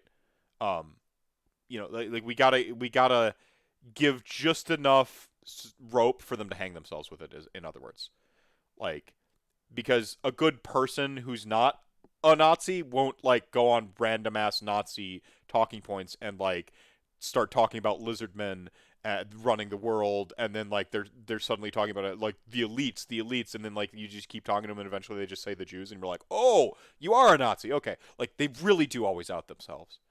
Yeah, certainly. Like it's the people like haters gonna hate. They can't not. Like it's a funny little meme phrase, but haters hate. They will. It's what makes their brains have cancer of hate in them, and it forces them to be stupid and act stupid, and eventually they'll just say and do stupid shit, and you're like, yep, gotcha. Like I know now, and then you shine the light on them like the cockroaches they are, so that they scatter, or step on them if you're in a position to step on them, because fuck Nazis, like seriously. And I don't know. I don't know what purpose it serves for Games Workshop to keep printing hate symbols, but I'm not going to read deeper into it because I don't. I mean, because Black Templars have been one of their top-selling factions. That's pretty much what it comes down to. I think a lot of it has more to do with being a cool color scheme and lore that. Well, they're people like get the demon attached to. hunters, right? Like they're like the super awesome demon hunters. Like, yeah. Yeah, no, I can totally see the appeal. Ultimately, I do see the appeal, and if that's what you think is cool, then go with God. But Sisters of Battle rock some. They've got some iron crosses and stuff, and like they're dope as hell. Like because they have the inquisitorial eye or whatever, and it's just like essentially an iron cross with like a skull in the front of it, isn't it? So like they've got some hate symbols in there too. Black Templars are the least chill, but you could also like. That's the thing is like, I have a very deeply ironic sense of humor. Like I have a ironic sense of humor, and furthermore, it is a bad sense of humor. Okay, like I'm not a good humorist. I'm horrible. I made that pun earlier. I didn't even get a groan, so I had to keep explaining it because explaining jokes is funny to me. Like my humor serves me, and it's only to make me go like like a little bit every now and then. Okay. Like I have a deeply ironic sense of humor. There are things out there, the so bad it's good, and this is changing gears a little bit. Like, I can see somebody out there who's like, Black Templars are so over the top. Nagash, he's Skeletor. Like, he's so over the top evil that it's hilarious to me.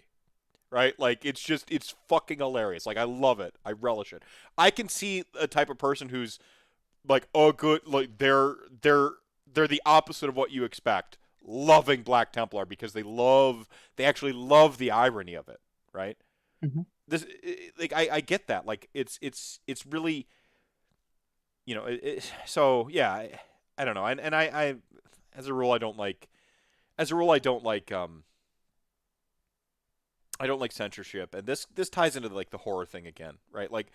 We had horror movies that on one side we had like the super cynical, schlocky violence against women, but then that like weird dichotomy of like a bunch of sort of progressive women who went on to like have made like Sigourney Weaver, like kind of a feminist icon at this point, right? Like there you had these because there was the opportunity to be representative of the woman demographic that wasn't there in mainstream Hollywood. You had the subculture, like avenues in, and then subculture becomes culture, right? Like subculture and counterculture becomes culture because history is on the side of progress. I'm sorry, we're right, you're wrong, everybody else. No, I don't know. But there's growing pains with it all, and nobody's like totally in the right, and all your heroes are actually one kind of a son of a bitch or another. So, congratulations. Like Noam Chomsky lately, and I'm just like, no, Noam, shut up. Stop answering emails, Noam. Just die already. Sorry. I think the inquisitorial eye is different from an actual cross. Doesn't exist elsewhere. All right, that's fair. Maybe I'm just misremembering the symbol. I could be misremembering it. I don't play 40k. Full disclosure. I just see the Iron Cross, which was used before the 30s, as much of the Germanic tribal symbolism. Yeah. I should. Leave Noam Chomsky alone. He's like 100 years old. Yeah, he's 100 years old. That's the thing is like what did you think they thought at the time? Like what the counterculture and trying to like push the envelope and progress the system. I don't know. Stay open is my advice to everybody about everything. Is just stay curious and stay open. Live with that healthy dose of Cartesian doubt. Everything you know might be wrong. Right? That's the best we can do. Be compassionate. Try to empathize with others. Have some compassion, have some empathy for your enemies, but don't do that at the expense of the people that are actually like victimized or abused. And I 2 years ago, kind of going into 2020, I had this like huge, just weird revelation because I was holding on to like a lot of anger from my youth and stuff like that, and I'm kind of a vindictive, spiteful guy, and I have a big mouth and I won't shut up. And I got into this like Run the Jewels kick, and I kept always doing is listening to Run the Jewels for a period of time. And there's a song, I think it's Thursday Night in the Danger Room by Run the Jewels, where like Killer Mike recounts like his friend getting killed, basically being robbed at gunpoint and like having it just for like his necklace, or like essentially like forcing his daughter to and forcing the mom to become like a single parent, and like the daughter to not have a dad, and then like that ended up in the mom like losing custody of the kid, and like all the stuff, and like he recounts this, like regales this just like story of this utter tragedy, and then he says no killer was captured, so I know he listening. I'd like to tell you in song, like, I hope that you've changed, I hope that you've grown, I hope that you righted your wrongs. And then like he goes on to like, and I'm just like, how the fuck can this dude who's gone through way worse than me as like a pusher, a runner, and stuff like that, like have this much capacity for compassion for somebody that like killed his best friend? And I can't get over some shitty comments on the internet.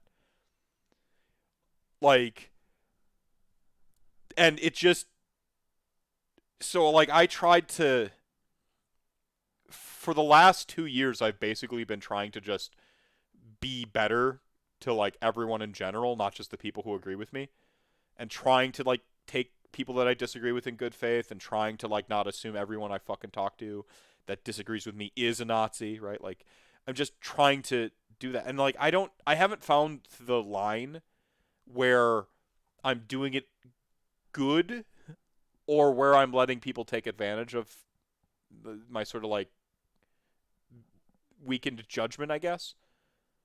But I don't know. Yeah, I think the music video suggested it was a cop that did it, right? Like, forgiveness is pretty Chad, not gonna lie. Yeah, I don't know. It's hard though. And again, I really want to stress this though.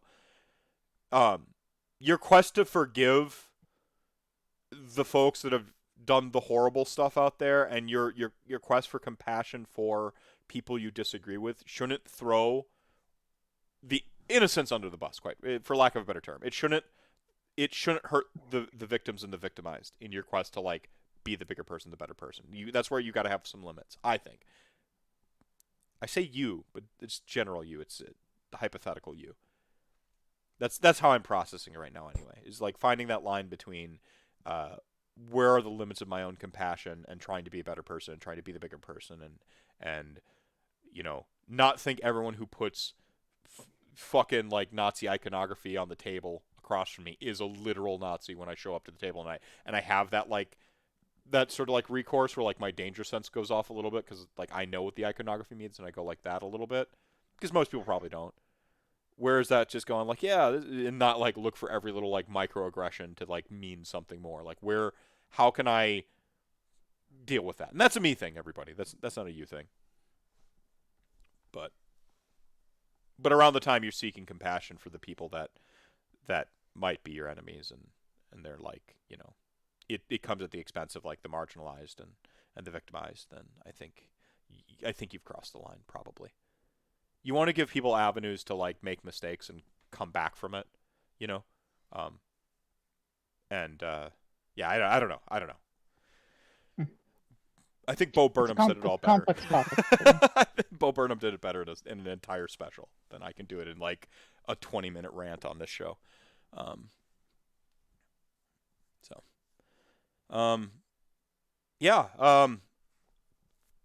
This is the longest I've ever talked about 40K on this show, probably in the totality of 108 other episodes. Man, I've broken so many records tonight. It's amazing. Yeah, amazing. So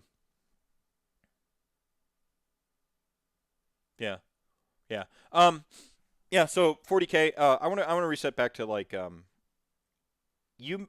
back to horror. This is the hard segue. I actually took some notes here, but one of the things is I mentioned that like someone said like Hollywood equals culture, and I mentioned that like horror kind of saved the film industry via VHS and sort of driving the market back to the theater and then having people buy the VHS versions of film and so on and so forth. And this really like saved movies. It's difficult to think of like a time where like TV show and variety shows were about to kill films, but that was threatening to happen because look at where like the consumer can put their dollar like for like the sort of ratio of dollar spent to entertainment gained. TV was a very good option, especially for like a very troubled time period in especially American history. And horror had that. How much more horrific can you get from real life tragedy? Well, so I think it's a good question. I think one of the powers of horror is metaphor. If it's a literal real life tragedy, people have they usually don't focus on the message of the real life tragedy. They don't focus on like a learning period or a learning process or a processing period for their emotions. They're usually looking at the literality of it. They're looking at the sequence of events. They're looking at the numbers and the fallout. Like when people see, some bad thing happen for real, they get hit with an existential horror. How could that happen? This level of evil, right? And then they focus on these, like, they get kind of detail oriented. Again, everyone reads into text what they kind of want a little bit. And they really don't grow. They cement whatever they already believe in a certain way. The world's violent, the world's evil. They don't really, like, interrogate their thoughts. They do so even less than with fiction. Because when it's real, there's no wiggle room. With fiction, you can take the same event. I referenced Black Christmas earlier, 1974. The most recent remake's actually pretty good. I haven't watched it. I haven't watched it recently yet to like confirm that I liked it. But the middle one in like the early 2000s was like fucking garbage. But the original 1974 is like, honestly, like, we talk about Halloween too much for how, like, this is the movie people should talk about the way they talk about Halloween. this is the one that like modernized the slasher. Halloween was a direct sort of homage to that. But there were some dorm room killings from like a literal I can't remember who was the college campus killer. There's been quite a few. But there was a literal serial killer who basically did the thing, stalked some college women in a dorm and ended up like killing some women in a dorm. They took that very real event and they made Black Christmas. And again, there was some really good social commentary in there and that. But because it was a horror movie, people didn't get caught up in the details of reality. They were able to like think about the like sort of like the underlying problem of what was happening and grow from it. This is why fiction and sci-fi, or this is why sci-fi, horror, and fantasy, I think, they access a deeper part of your brain than you normally engage with. If I come up to you and I write an essay about how poverty is bad, you're going to spend a lot of time scrutinizing my data. You're going to spend a lot of time thinking about my sources. You're going to spend a lot of time thinking about my agenda.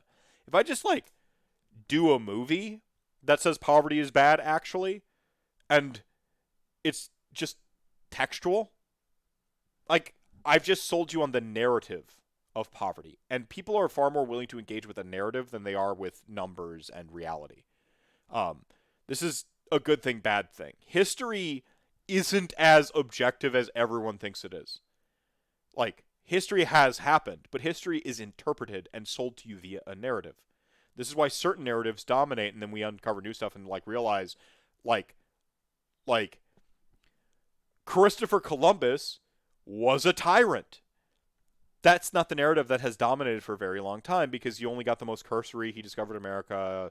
He mislabeled Native Americans as Indians, and that was kind of a big deal. But he also landed in like South America, not North America, and like there's but nobody cares about the details of it. They care about the narrative of it. The story of Christopher Columbus, right? You sell people on history by selling them on a story.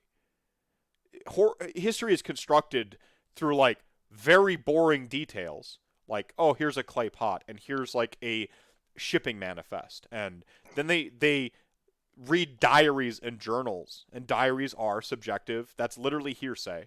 In a court of it, if I were to read somebody's diary and then go into the court and say, oh, I read this in their diary, it would be thrown out as testimony. It wouldn't live up to the scrutiny of our current legal system. Yeah, I was reading in their diary and then I said this. I read their diary and this is what happened. You wouldn't accept that in a court trial. We accept that as history. Like, history lives on the power of narrative. History is practically fiction at this point. It has elements of truth, but so does fiction. So does the dorm room killing. Right?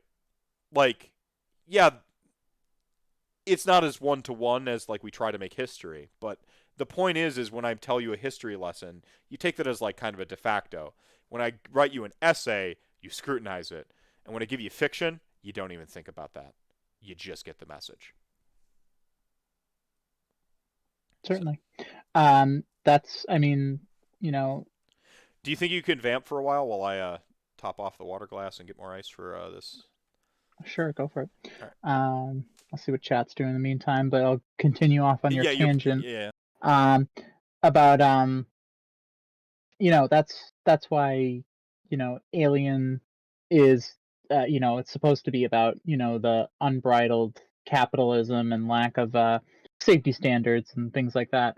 It Also, a pregnancy rather than metaphor in there, inverting Alien inverts the pregnancy trope because it impregnates the men, which is really it certainly does. It certainly does a lot of things. But your comment about talking about poverty made me think about this specific thing. There's a specific point where Wayland Yutani is comically over the top and stupid. And I will answer your question in a second, Micah. Wayland Yutani is completely over the top because rather than force you to scrutinize very specific moments where it could be pointed out like that, it's you're addressing a general trend or feeling that allows people to identify with, even if it's not literal or exact. everybody can at least identify with the idea of a company that doesn't care about them or puts their safety at risk. Anyway, coolest Goonhammer person. None of the other guys are here to argue with me, so I'm gonna say me.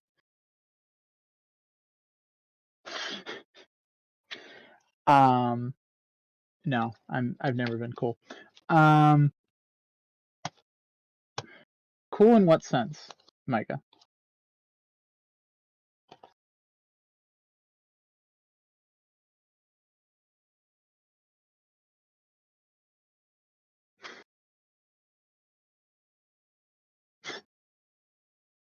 This is a safe space where I get to play myself up. Drink a beer with. Okay, that's a better way to frame that. Like a U.S. politician thing.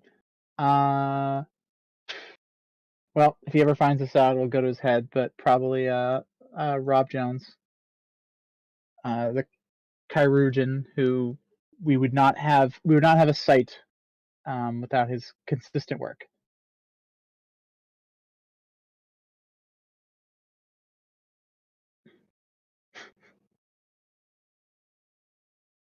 Oh, the idea of cassowary cavalry is pretty cool. Yeah, I probably mispronounced that word honestly, because to this day I've heard it several times and I still mispronounce it. But looking at the chat, cassowary cavalry makes me think of when they added tauntauns to Star Wars Legion. I got super excited, and for a while they were the most broken thing in the game. So that was a fun couple of months.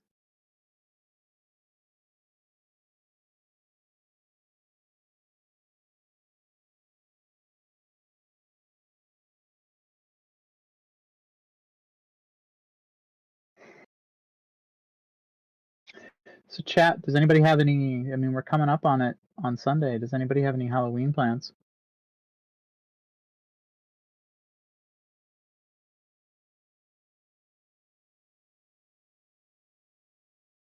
Driving.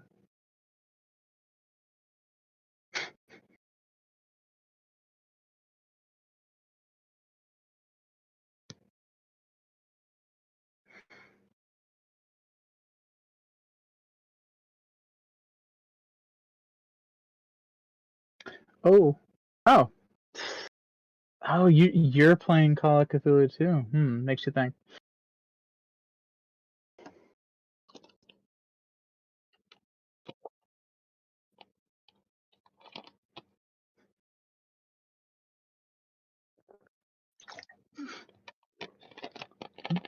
Very, very strange question.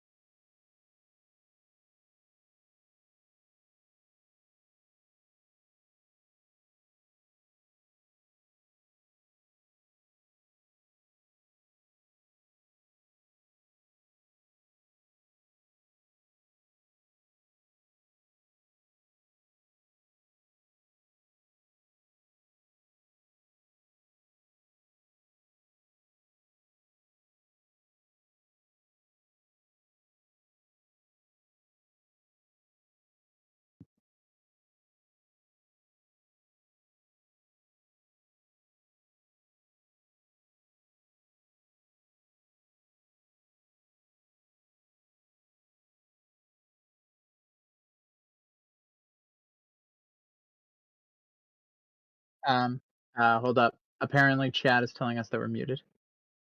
I'm muted. Yeah, that was me. That's me. No, sorry. Okay. I muted myself so you didn't get feedback from Alice while I was away. It's okay. They were protecting you from how boring it was. It's all right. For Halloween. That's amazing. Oh my god, people are yelling. You're muted. It's a chat delay. Yeah, no, I get it. Yeah, my bad. Oh no, you're actually still muted. I'm listening to people. No, I'm not. I shouldn't be.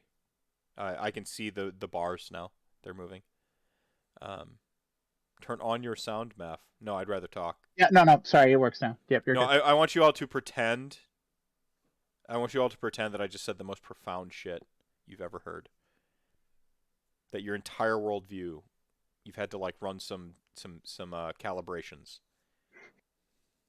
You're just like, wow, damn.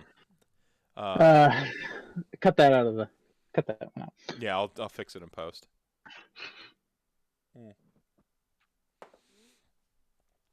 USA politician thing. So, what are your favorite horror movies? Here we go. Easy softball question. No, it's not. It's the hardest question. Is like, what are your favorite whatever? Yeah, no, it's a. We talked about this a little bit before. My favorite horror movie, especially the last couple of years, was Lake Bungo, which was recommended to me and was a surprise to me how good it was. And I was always a big fan of Friday the 13th, but really only like the first two, Interesting. where there was some sense of it actually being scary and and an attempt to like address the themes that it was doing, and then sort of after that it's goofy fun after that, and that's certainly fine. But it turned to much less of a horror movie at that point, in my opinion. Yeah. It could still be a good time, obviously.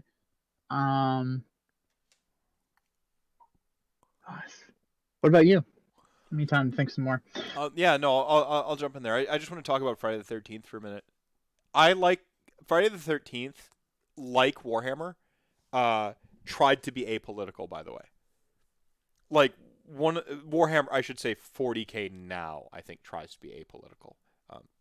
In its original conceit, it explicitly did not try to be apolitical, which is probably some of the dissonance people feel with 40K right now. It's trying to be apolitical now for mass market appeal, but it didn't initially. Friday the 13th watched Halloween and said, let's do that, but like gorier. And yeah, sure. This is this is a case for death of the author, mind you. The main reason the reveal at the end is Jason Voorhees' mother is just they wanted the twist, like how Halloween had the twist at the beginning with it being the kid, and they're like, but what's a twist in modern horror sensibilities is like it's the woman, and what ends up happening is like you end up with this like great social commentary in the future. Because death of the author isn't just about like pretend the author doesn't exist and like ignore them that they're a shitty person. Like that's not what death of the author actually means. As an analysis, it's talking about like the text kind of what the text does outweighing authorial intent and what the author intended and mitigating for like contextual things of the time and so on and so forth, but then recognizing that texts go on to have a life of their own long after the authors literally die, right? That's why like Friday the 13th, the first one's like actually like certainly the most groundbreaking of them, even though we don't have our iconic hockey mask until the third one, right? Like Jason, yeah, that's Mrs. Voorhees is the killer. Plot twist, mind blown, right? But with Friday the 13th, it's always tried to like kind of be apolitical, which is interesting because its attempts at being aggressively apolitical had it the center of all the talks of sex and violence in the politics.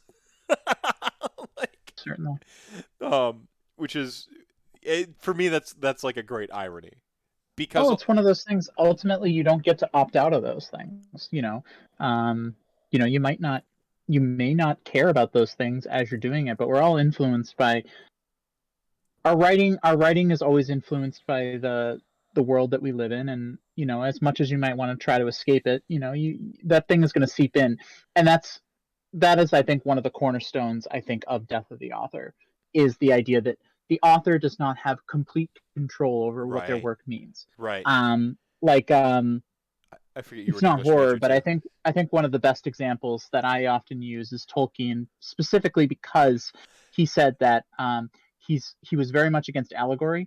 Yeah. And his statement I love was a this. I know story. where you're going. Story. Yeah, keep going. Yeah, no, but of course, and I get what he's saying, and I think he has a point. It's not a one-to-one analog, but it's certainly, that he was certainly inspired by the world around him and his Yeah. religious upbringing and things like that when World, designing the world. the World Is War, it an like, allegory? And is it and in the war that he fought in and the war that he was going through when it was that yeah. he was experiencing at home when he wrote it? But yeah. Is it an allegory in the sense that it's literally one to one? No, No. but certainly inspiration is there, whether or not he wanted it or not, and that comes into with art. Any piece of art that genuinely has value and genuinely is not shallow Mm-hmm. has an author putting a part of their soul out there, whether they mean to or not. And that's the interesting part of art. Sometimes it puts a part of our soul out there that we don't want to be there, Oh yeah. but there it is. Mm-hmm. And that is when art gets the most interesting, I think, when it says a lot about the author that the author did not intend. Yeah, they're like implicit biases end up in there, and they weren't trying to, right? Like, I think that happened with Tolkien to an extent. Like, Tolkien did not set out to write like a war allegory or Christian have any like sort of like religious like analogs in there, and yet they were. Yeah, We've certainly. all, we're all just balls of nature versus nurture, picking up like various like implicit biases along the lines and trying to account for them. Like, it's really, I think it's almost more telling when someone tries to write something apolitical and then they get something that ends up being political, because it's like what they must have thought wasn't a political statement. Says about them what their politics are. Yeah, yeah, I think that's always fascinating to me. Like, the story I'm working on right now is like, I think pretty explicitly just I wanted to write Redline but Dante's Inferno. Um like but like it's got like a, I wanted a black protagonist, and I wanted to do a rope-a-dope where like you think it's the no one's going to read this fucking book, so I'm going to spoil it. Where like it's the princess is in another castle, the damsel trope is subverted, and like it flips, and he's the one being saved, and he was the one that like imagined this other thing in the like throes of death, and it was her all along, and her agency and all that stuff, and like to just kind of like flip it, and like I'm like, this isn't a political statement, and like as I start describing it back, I'm like, oh shit, I'm just literally describing like my mom and my stepdad, and um like and the violence that happened to them, and I'm just like mixing it with stuff I like, which is like anime and Dante's Inferno or the Divine Comedy. I'm like, all right, like fuck. Like I'm like setting out to write like a just something fun, for fun, so that I don't have to overthink it and just write it, has turned into this thing where like when I reflected back on it, or like I let some people read like the first 3 chapters, and they're like, "Oh man, I love like the commentary you're putting in here." I'm like, "It's a story about fast car going fast in hell. Like, how am I writing commentary into this?" But yeah. I do blow up the Hitler mobile at the starting line though, so I think I'm pretty explicit. Like, I included Hitler in a book just to say he's in hell and blow up his story because of incompetence, or blow up his car because of incompetence. I had to do the springtime for Hitler in that respect. Like, it's so people are still gonna fucking misinterpret it, because people will always misinterpret metaphor, will always misinterpret text, but whatever. I'll have you know I took my earbud out for 30 seconds to avoid spoiler. Okay. Yeah, you may have accidentally given him a spoiler anyway. Oh well. Think of it as a teaser. Mm-hmm. Turn a positive spin on it. Yeah, and who knows how it'll end up after like the second rewrite or the third rewrite, right? So who knows? No.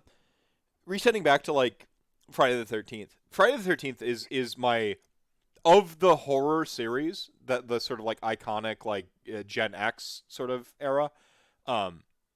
It's not my favorite. It's controversial statement. It's got a zombie killer. You'd think I'd love it more. I always went like Hellraiser and Nightmare on Elm Street were like my 2 main ones, because I always liked them a little bit weirder, a little bit more cerebral. Like not not cerebral. That's highfalutin garbage phrasing. I always like them to be less real. You know, like Yeah, psychological. yeah. Or yeah, surreal. That works too. Yeah, surreal. I always like the more of the surreal horror a little bit. Like I like supernatural horror a lot more than I like sort of the grounded. The killer could be real. Like, And go ahead. and it's an It's just a interesting thing taste. to It's me just a because taste. I don't think Friday the 13th improves on the formula that Halloween set out. Um, how rewatching Halloween is always fascinating to me because it's interesting to see those like it's so rare that you get to point at a single piece of work that started a genre. Mm-hmm. Um, and Halloween is sort of a pretty good example of that, the slasher genre. Um, and it's also amazing how subdued Scream is. Or sorry, I said Scream because it's in the chat. You read chat, yeah, Sorry, subdued Halloween is. yeah, How Halloween feels so subdued, and that actually makes it more relatable. yeah. Um, and I a lot of it works because it was preying on, you know, during the 70s there was Suburban fear, right? Like, an unprecedented a crime rate rise. That's when, you know, crime was sort of at its peak. Um, and so, you know, it sort of played with those fears, you know, of crime in suburbia, which, you know, of course is also still too an entitlement thing because yeah, most of the crime was not happening there. But yeah. it does prey on a very particular fear of the time and the era. And it's extremely effective at that because it feels so grounded in that aspect. It doesn't get too out there. And if you're trying to prey on this realistic fear, it's more effective to not get cartoony with it. Well, Um, I mean, John Carpenter's whole premise for it, and it was what was it? John Carpenter and Deborah Hill were like, we can't not mention Deborah Hill in this because she was like equal partners in the conceit and delivering it and every aspect. Like a lot of like the making it work and function were actually Deborah Hill, and she always gets left out of it because it's John Carpenter. But John Carpenter and Deborah Hill had this conceit of what if you can't kill evil, mhm. and that was the whole conceit of the film. Is like, and that's why like Mike Myers, the character, is just evil, and the supernatural elements don't even play into it because it's not about that, and it makes it more just haunting and just it hits you on a primal level. This notion of this, yeah, like they're playing into like white suburbanite fears of crime from the inner city, which is Gremlins also did that too, by the way. Gremlins had the same preying on white suburbanite fear of crime from the inner city, but they were very explicit with their message with the Gremlins. Um, I love horror so much. Oh God, horror is great. It's um, but yeah, so it was just like this like preying on the fear of the time, this sort of zeitgeist, and being aware and like keying in on it and getting people to buy into into the fear, but then also just this like sort of timeless message of, you know, can you kill evil? It was never intended to have a sequel. The end where like essentially we know like Mike Myers is just not, the body's just gone, wasn't supposed to be like sequel bait. The way Jason coming out the water was intended to be sequel bait by the execs at the time. Like that was the executive decision ending, not the scripted or directorial ending. Execs said like, what if, you know, water, and then uh, whatever. Getting into the weeds here. But like just this like you can't kill evil was kind of like this, and then just like showing these little like lingering shots of like all the various places that evil could hit. Right. It's sort of like delivering on its premise. Can you kill evil? Mhm. No. And that's the answer to the premise, and so like it was a completed story. That Halloween 2 even happened was like purely like executive driven, and to get Deborah Hill and Carpenter back on it was like kind of insane. But apparently like John Carpenter was like struggling with alcoholism the whole like for the whole second one, where he was sober for the first, and that had some effects on the finished product. But but then also like the studio needing to make it bigger, better, badder, and then having a writer tell a story that they had finished is so difficult. Like, speaking as a writer, you're a writer as well. Like, it's so difficult. This is the unintentional theme of the evening. We've talked about it with The World That Was. We've talked about it with 40K. Continuing to tell a story that has no development left in it, right? Mhm. Like, how do you do that? Horror constantly falls into this trap, and Hollywood is driven by reboots and remakes. Like, that's what drives them these days, anyway, and kind of always secretly. Like, a lot of the earliest best films you remember were just remakes of films or books too. Even though, like, That was a real wake up call when I found that one out. It's like, oh, I didn't see the original. yeah. But that got us Halloween 3: Season of the Witch. You can probably find other slashers before that also. Yeah, a lot of people. Yeah, Macbeth. Haha. Macbeth was the original slasher. Is a meme. It's either Psycho or some like schlock B tier. There's like a really random other one, but Psycho is often attributed as like kind of like the real first slasher. Certainly. And Halloween is like, I didn't want to get too pedantic with it, but Halloween is the one that really did like make the genre though. Like, slashers existed. Nobody was out there rushing to remake Psycho.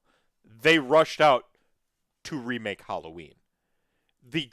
For me, the great like sort of poetry of it is Halloween is riffing on Black Christmas 1974. So like, what I'm saying, everybody, is like, if you want to be a horror snob, go watch that movie, and then every time someone talks about how great Halloween is, accurately talks about how great Halloween is, just grow glasses suddenly, push them up, and go, actually, and then tell them about Black Christmas 1974.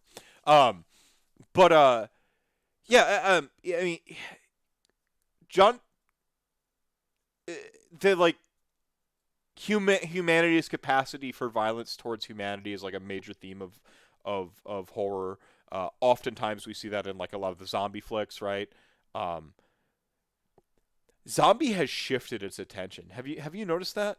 Is it just me? Like, zombie film used to like kind of be a takedown of like the status quo, and at some point it feels like it became like weird like reinforcement of the status quo and like machismo and cruelty towards each other and stuff. Like, it I don't know.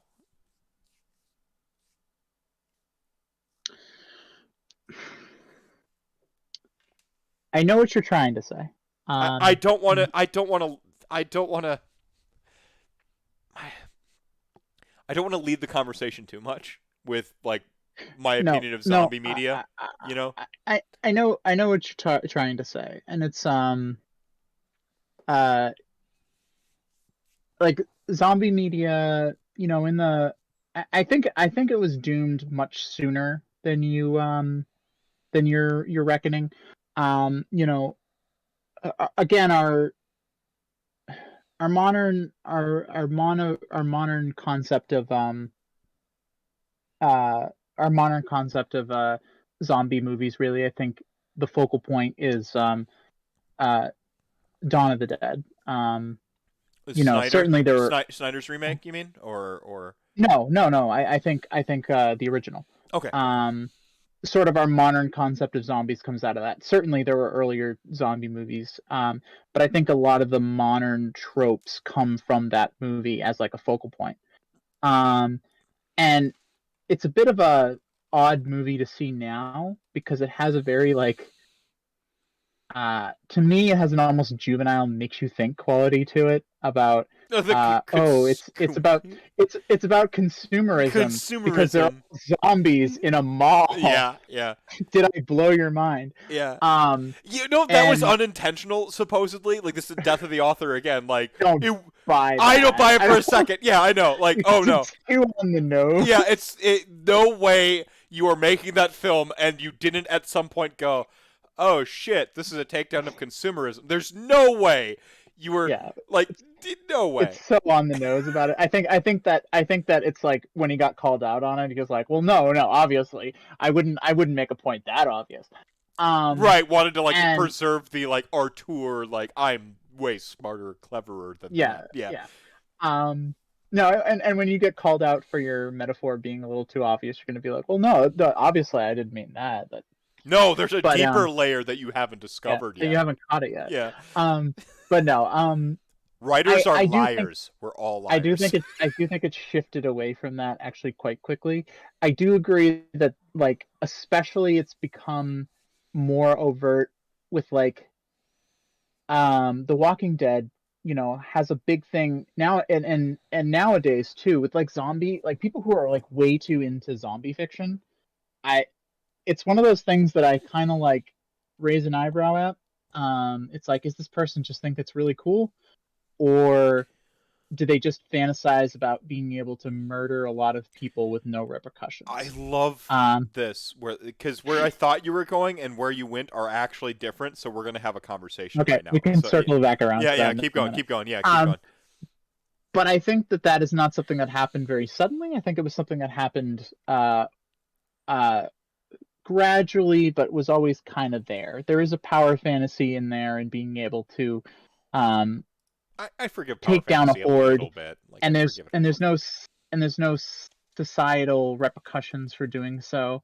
Um, and yeah, so there is a power fantasy aspect in there, but I did find that especially in The Walking Dead, it does appeal to a certain sort of uh, I found it was often some of the biggest fans were libertarians, Eh, because the whole breakdown of society thing is like Libertarian wet a dream. Yeah, fantasy. yeah, It's a that's fantasy, the total fantasy. Yeah, no, and then you get to be the prepper who knows how to operate without yeah. society's rules, man. I've got such a paradoxical take on this. It's funny. I refer to the Walking Dead as the libertarian paradise. Like Mhm. it's a libertarian like power fantasy at its purest form. Um, like but I don't malign that. I just call it No, that. And so there's like a it's little bit of fine. a like I'm like I think like again people don't read texts on this level. You're watching Rantcast right now about horror to learn to read horror on that level. This is the teaching moment. So like the libertarian power fantasy is there, and I'm a lot more forgiving of power fantasies than like other progressives. I think because like yeah, obviously, like of course I want to escape reality. It sucks, and I would like to go to a reality where I am empowered in some way, and I have zombie escape routes planned, like in my house, and I am far more forgiving of like doomsday preppers as a culture than I think I ought to be. Like because I kind of get it, especially considering most doomsday preppers are like a direct product of the fucking Dust Bowl or like World War II or the Red Scare. Like I Mhm. understand being fucking like either fed the most aggressive propaganda any generation of individual has ever been fed, or growing up in a household that was fed that propaganda to where now mom and dad are telling you the familial version of the propaganda. Like that shit that's gonna get in you. Like Sure. it's just gonna get like so I like this is that like is my compassion towards something that like that is probably has a toxic element to it, probably too like out of whack right now. Could be like because I get doomsday prepping, and I think like I am very pro decentralized government. I'm very pro like I think big government versus little government is a fucking lie. It's just a lie to get people not even thinking very hard about the intricacies of what government truly means. Like because like who's the government? What is the government? Am I the government? I'm a government subcontractor. I work for the entire city that I live in. Um, Now I'm a private employee, but I'm paid by them. And I exist on a network that is a federal program. My job doesn't exist without the government, but I'm a private employee. Like the even like the notion of like big government versus small government is just a lie. It's just a total lie that stops people's brains from thinking about like the actual intricacies of society, so that you can have these weird blanket sweeping things about, you know, what's causing your problems. And that sucks, because once you stop thinking about your problems, then you stop trying to solve them, and you find scapegoats. So like but again, I'm probably a little bit more for like, I'm probably like too compassionate towards like Doomsday Preppers, but like honestly, you know what? Doomsday Preppers currently watching, like you made it past the Holocaust stuff, and we know there's a bunch of like alt-right people in the prepper movement, but you made it past that and you're here now. Like, I see you. I do. I get it. Your granddad lived through the Dust Bowl, or your dad went through the Red Scare, and I get it. I too think MREs are actually pretty sweet, and one of my favorite channels is just a guy saying nice and eating MREs on YouTube. It's pretty chill. Like, I get it. But that like libertarian power fantasy,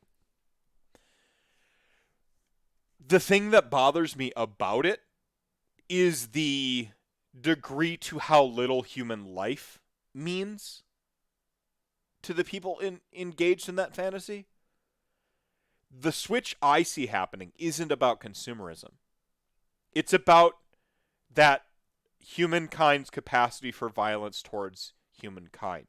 Night of the Living Dead, the zombies were an affect. It could have been a tornado. Okay? It could have been anything. The source of all the like real drama and fear and tension comes from the humans in Night of the Living Dead. And that's a trend we see through most of it, but the messaging is usually on the cruelty of humans to humans equals bad. The switch that I saw happen wasn't about the consumerism or fear of the government, which happens in Return of the Living Dead, is like you get a fear of the government and stuff like that. Sorry, Return of the Living Dead, by the way, is the best one. It is the best one. It's where the zombies finally eat the brains. It's about it's about how punks defeat the government through the power of being punk, and like there's like an androgynous character, so be punk, be androgynous, and like it's awesome. It's the best one. It's Return of the Living Dead and Shaun of the Dead, two best, and Train to Busan, three best zombie movies. Get at me, at Mr. M_Meth. For me, it's the cruelty though. At some point, zombie movies relish in the cruelty, as opposed to like say, "Hey, ain't that fucked up?" And that's the switch I saw in zombie movies. It was in the early zombie movies, like, yeah, the gore is like, yo, but like at the end of all of the movies or throughout the movies, you always got the sense that isn't that fucked up. And now The Walking Dead and post Zack Snyder, like Dawn of the Dead, it's been like, and I'm not even going to talk about the fact that like Zack Snyder's violence is visited on all of the minorities. Like, gotta kill the black guy super cruel because he actually wants to take care of his kid. What the fuck does that say about Zack Snyder's like view on like black family dynamics? The black guy is actually recklessly like wants to like have the baby be born, and then we gotta like kill like that's weird. The gay guy's gotta die because he likes to wear shoes, and he's gotta die cruelly and incompetently. The woman who's a slut has to die. Like, literally the worst. Just, that's one of those like death of the author thing where I don't think he intended to write it that way, but I got to learn a lot about like what Zack Snyder believes watching that movie back recently.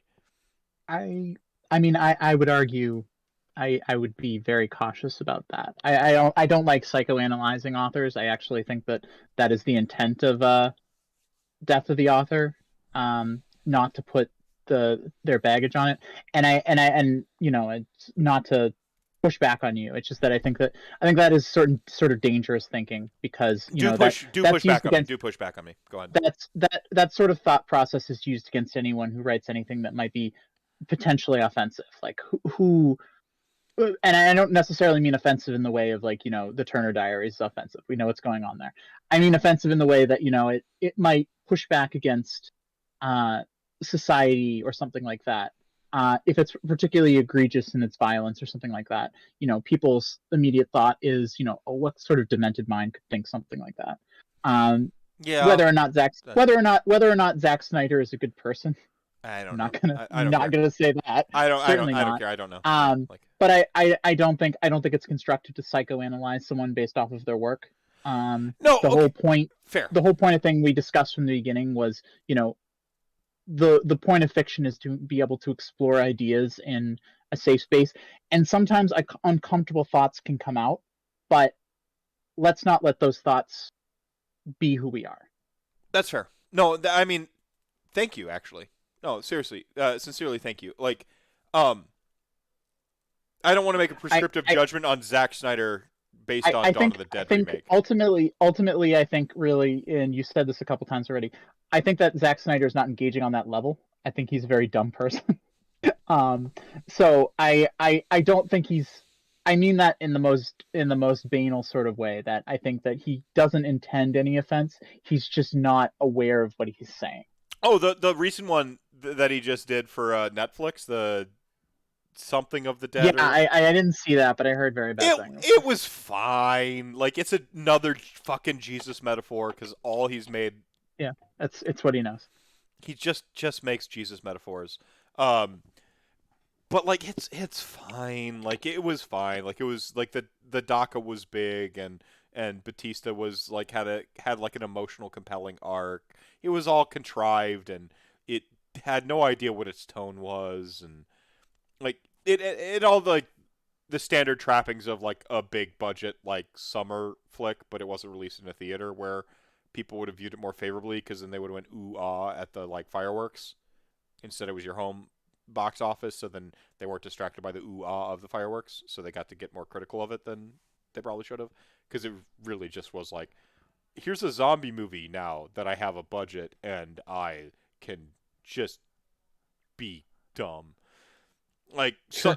and not dumb. Like, but that's the thing is like, oh, what if this scene is like Silent Hill? Yeah, let's do a Silent Hill scene. And like, what if this scene is like Gladiator? Yeah, let's do a Gladiator scene. Like, and just like literally just going through and like all the things that I like and just make a rant. Like, I actually get that. Like, I really do as a artist. Like, I understand just stealing everything you love and just wanting to do that. Like, that's my whole career. So like I like it was fine. I watched it. I wanted more from it, but it was fine. No, my point about Dawn of the Dead is really more on the cruelty aspect. And I yeah, circling back to that, because I did have a think on that. I did have a thought on that. I did think that that was that comes in with the whole power fantasy aspect, because you're right. I think there has been a shift towards, celebrating the violence versus like, well, yeah, it's the old trope, and it doesn't necessarily it's gendered, but it doesn't have to be gendered. It's hard men making hard decisions. Mm-hmm. There's a sort of glorification about executing someone who's dying anyway, or abandoning someone who is dead weight. And there has been a glorification of, sometimes it takes a hard man to make a hard decision. And again, that's a gendered statement, but there's now it's a colloquial statement. Yeah, it's a colloquial. I get the colloquialism. But there is a sort of like romanticization of it. Sorry, speech impediment. But there's a sort of glorification of that. That to be the tough guy, to make the hard choice that nobody else is willing to make. And I think that there's a lot of aspects about that comes along with the power fantasy aspect. The rugged individualist power fantasy. And also it does sort of play into toxic masculinity as well. Yeah. Certain aspects of masculinity slip away as being part part of society. They're no longer beneficial. Mm-hmm. There is sort of a romanticization about going back to those things. About we need hard men again. I mean, yeah. I mean, yeah. Perfectly put. Good expanded thought. I think that's the Vegas Zomblore movie. I was fine with. I really was, but at its core, like this notion of the cruelty or the hard men making hard decisions is the colloquial or the trope of it all. It it doesn't sell me on it. Like Train to Busan, which I mentioned earlier. Train to Busan is actually kind of like I think subverts that. Its whole thing is like when people work together, they progress the scene, and when people are selfish in the scene, then a ton of people die. Um, and like we had these zombie films about like sort of like togetherness being the triumphant part of it all. Even original Dawn of the Dead and even Night of the Living Dead and Return of the Living Dead, like the sort of like older zombie movies asserted that like bad things are going to happen to the people you know, but working with them is how you overcome the thing, and it doesn't always end well, but at least your like humanity is intact in the end.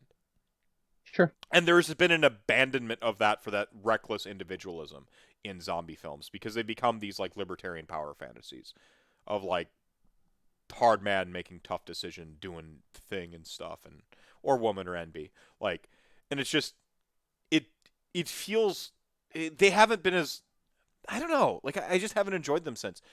But then the scale feels like it's tipped back the other way now because I've seen Train to Busan and I've seen Alive and I've seen on what is it Red not Red Dawn not Red Sky what is it oh gosh it's on Shudder right now I'm blanking I'm gonna blank forever uh, uh, like seen the Shudder zombie movie about a Canadian one and like they've seemed to like kind of like been going back because they recognize like that their own subversive media has been subverted to become this status quo and they're like yo that's not cool like horror and comedy are the two most subversive medias like they subvert the norms and maybe for a period no because we never were collectivists like we've never what were you subverting unless you were subverting specific trends. I reject my own premise I was about to make by thinking about it for 1 second longer. Like horror is a subversive media in totality as a whole. Like you're subverting some societal norm, but society has never drifted towards like actual like socialism in America. Like it's never gone collectivist, not even remotely close. We that's not true. We had a bunch of social programs coming out of World War II and into World War II and all the way up until Reagan. Like we were pretty social. I don't know, but we've always had this like reverence for like the reckless individual like conquering the West as a culture in America. Like that's part of our DNA. I don't know. Horror makes you think. Everybody, see, look at what's happening now. Did you see Red Letter Media video about that Vegas? No, I didn't see the Red Letter Media. Red Letter Media does good stuff. Also based out of my home area, so legit. I know the video is talking about. It was quite good. You want to elaborate? You want to mention it and kind of go into it? It's been a while. It's been a while since I saw it, but they had a lot of good criticisms to make about it. It's almost a beat for beat, more mediocre remake of Aliens. I mean, hero worship's fine though. If it's a beat for beat remake, that's kind of sad. But I think Zack Snyder just internalized Aliens and what if I did that but zombies and didn't even realize that's what he was doing. So, yeah. Oh, no. He did it the wrong way, though. Because he did it with the patriarchy instead of, like, a matriarchy. Oh, gross. Yeah. Micah phone just redeemed 1000 RDP to remind everyone that Chat Gang ain't nothing to mess with. That's what that button does. Yeah, I don't know, zombie. I still like zombies though. Sure. I'll always kind of like zombies. And you asked me my favorite horror movies, and I went on this huge tangent because I had to talk about Friday the 13th. Um, I like Nightmare on Elm Street 1 and 3. I actually really enjoy Friday the 13th 7. So my sister was the horror fan growing up. My entire we were poor as fuck. We didn't have cable. But what my mom did have was this just wall of illegally, questionably copied VHS tapes with like little handwritten things on them, usually like 3 movies per tape. Just a wall of them that she'd record off of like free preview weekends or get a pay-per-view at a friend's house, and she just had this like catalog of films from like, from like just like going all the way back. Like I had watched the V series from the old miniseries V. It was like a alien flick. It was weird. It was cool. She had all this stuff like Gremlins and a bunch of horror movies, tons of Jean-Claude Van Damme, tons of Bruce Lee, just like this whole like catalog of crazy films. That were just like, all I can describe it as is like just Gen X, like a distillate of like everything that Gen X was. Mm-hmm. And hundreds of movies, like just on these tapes, like that's where I saw The Color Purple, like just tons of these tapes, and that was my like catalog growing up. But like the like coveted ones were the horror movies. Like we had there was like a couple Disney ones or whatever, but the coveted ones were the horror movies. And my sister, who was younger than me, was the one who would always put on the horror film. And like for a period there when I was like young, I liked just like kind of like I was like gravitated towards like the Bruce Lee and Jean-Claude Van Damme stuff. But she played the original we had the original Terminator, and like that was a scary sci-fi movie, and it was just like, and then I could watch Aliens, and then I could like watch Pumpkinhead, and then I could watch Nightmare on Elm Street, and it just opened the door into all that stuff. But Shauna's favorite movie was Friday the 13th 7, which is the one where the girl has psychic powers and fights Jason. And there was like kind of a little bit of a eureka moment for me, because we both came from a bad house, and we got split up eventually by the life, and I ended up living with relatives, and my mom ended up getting her back from foster care, and like it's the whole thing. And I was like kind of like reflecting on like, because I was like watching like power fantasies too, and my escapist vices of like escaping my reality to go live in these other worlds, and she escaped through like horror. But of course she loved and escaped through the horror film that had like the girl with psychic powers. That was her favorite one. That was the one we watched the most together. And like like I've watched some like critical reviews of it, and like it kind of gets like people kind of hate it and stuff. But I don't, because I have just this like amazing memory of my sister just always insisting we watched it, and then having to like barter which movies we'd watch. Like, okay, we're gonna watch that, but I'm gonna watch Total Recall first, and I'm older, so we're gonna watch my movie first, and we watch. It was just this whole like thing, and I don't know, like I've really been thinking about like the Scream Queens and the sort of representation of women in horror lately, even though there was a lot of violence against women from the perspective of my sister and some other folks I've talked with, and it's like, I don't know, there's a lot of counterculture to horror that I think is important and relevant, even if like it has to like go into ugly places to get there. And coming back to that whole point of like processing the sort of ugly in a safe space, because like you put a ghost in a horror movie and it goes boo and it scares you and so on and so forth, and like you're watching the horror movie and that tension that you have the whole time, it goes away. Like, yeah, like some of the really, really good ones you sit there and you think about afterwards, and you think about it, and like you go to bed and you turn on the lights and and you scare yourself because you see a reflection in it. But ultimately speaking, like the conceit of the film or whatever the like trauma the film is dealing with, it resolves it in some manner. so that you're left to like once you've processed whatever it is within the scope of that world, you go back to our world and you've gotten to like experience those like feelings of alienation, feelings of fear, feelings of trauma. Like you get to like go through it all, and then the credits roll, and then you get to like leave it. And I think there's something super valuable to all of that.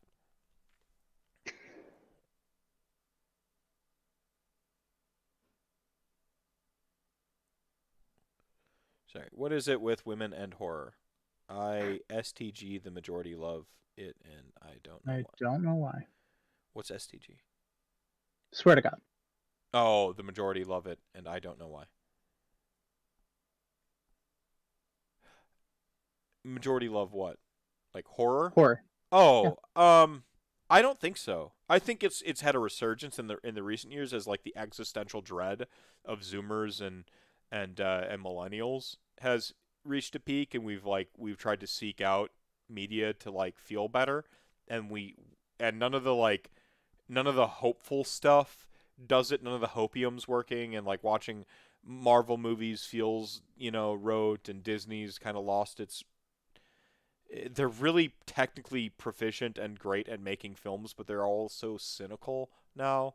Um, I think people have sought other media to alleviate the stress, and then they watch a horror movie that does that really well. Because, like, again, it scares you. It actually, like, you feel the, like, so, like, you live day to day, or I live day to day with, like, just, like, anxiety and depression and stuff like that. But, like, my anxiety and depression doesn't go through an arc. It's just you just hold that, like that's yours now. You're just gonna feel that way all day. When you watch a horror movie, like the anxiety like builds up, but then like it has these release valves throughout it, which is like super cathartic. I think that's like kind of like the big relevance. I think as our dread for society like raises, as the fear of the unknown raises, our we want to watch something that explains the unknown. Like, oh, it was a ghost, it was a boogeyman, it was a crazy slasher hillbilly. Like we want something that explains the dread we feel, and so we gravitate towards a film that says like that horror, that fear that you feel that's really palpable and real in your life, that anxiety, that tension. Come watch it in a film where the bad guy is an actual thing, like the where it's galvanized, it becomes concrete, and because it becomes concrete in the film, then it can play out to a resolution. I know it's a big thing in many horror to have like a sort of like open ending, but that's way better than what we get right now in life. In fact, open endings are good because they help you like the arc that you've experienced throughout it, and hopefully the some bit of closure you've had throughout that experience and the interrogating your own trauma. The open ending says go and take that out there and process what you've processed here out there. So open endings are actually pretty good when they're not just like cynical sequel bait. Cynical sequel baits, different category. Um, like yeah, like you can't kill evil, but you can overcome it is ultimately the message of Halloween, right? Like, like evil's still going to be out there, but you can personally overcome it. That's why it's a pretty, a pretty sweet story. Even if you think it was more of a cynical ending because, Mike Myers lives. You don't have to defeat the horror to have processed the trauma, I guess is what I'm saying. Sure. And I think Because that's it never really goes away. yeah, and I think that's a valuable lesson for humanity and society. Like the problems we're tackling in reality are seemingly insurmountable. Like how do you even begin to process like climate change and political systems that don't work for the people anymore? Whether left, right, center, or whatever. I don't care what you. Nobody thinks the government works for them right now. No, not a single person across the political spectrum, unless you are, you know, the hyper wealthy, right? Um, Sure. and I think there is an optimism even in the most cynical horror in that like you get to survive. Um, I don't know. You don't have to defeat the horror in order to survive. Yeah, I think that's worthy. I mean, there are like horror movies where like everyone's dead at the end and like gotcha. But no, I mean, there's still ways you can interface with the world. There's still things you can do. You know, the camaraderie along the way, the you know, whatever it is. So I think that's why I think the best horror is compassionate. You can kill all your characters as long as you're like interrogating the thoughts from a compassionate stance. You know, give me something to like take away from your film. If it's just everybody dies, I'm plenty nihilistic myself. I don't need your help, movie. Thank you. So, Alice, any thoughts?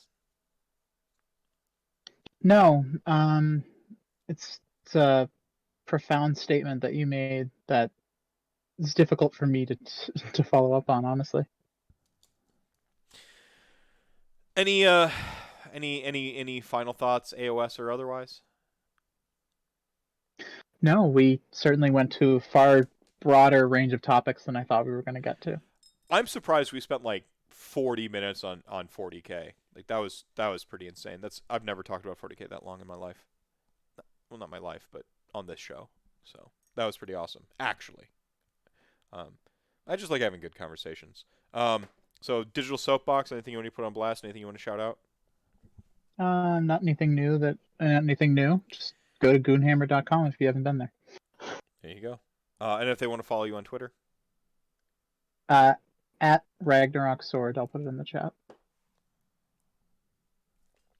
brilliant. All right, chat gang. You are the show within the show. The reason we do this thing.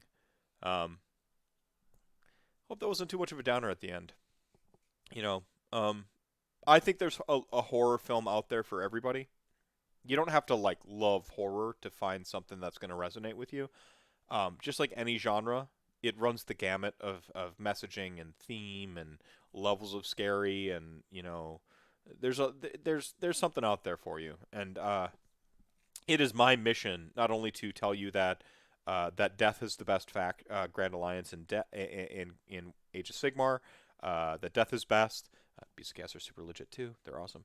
That death is best in AOS, and you know, to have fun and build a community and do all those things. But it's also my mission in life to help you find a horror thing that works for you, because there's something out there for everybody. And yeah, so drink your milk, pay your taxes. Chat gang, you're the show within the show. The reason I do this thing. I will catch you next time. Good night, Alice. Bye.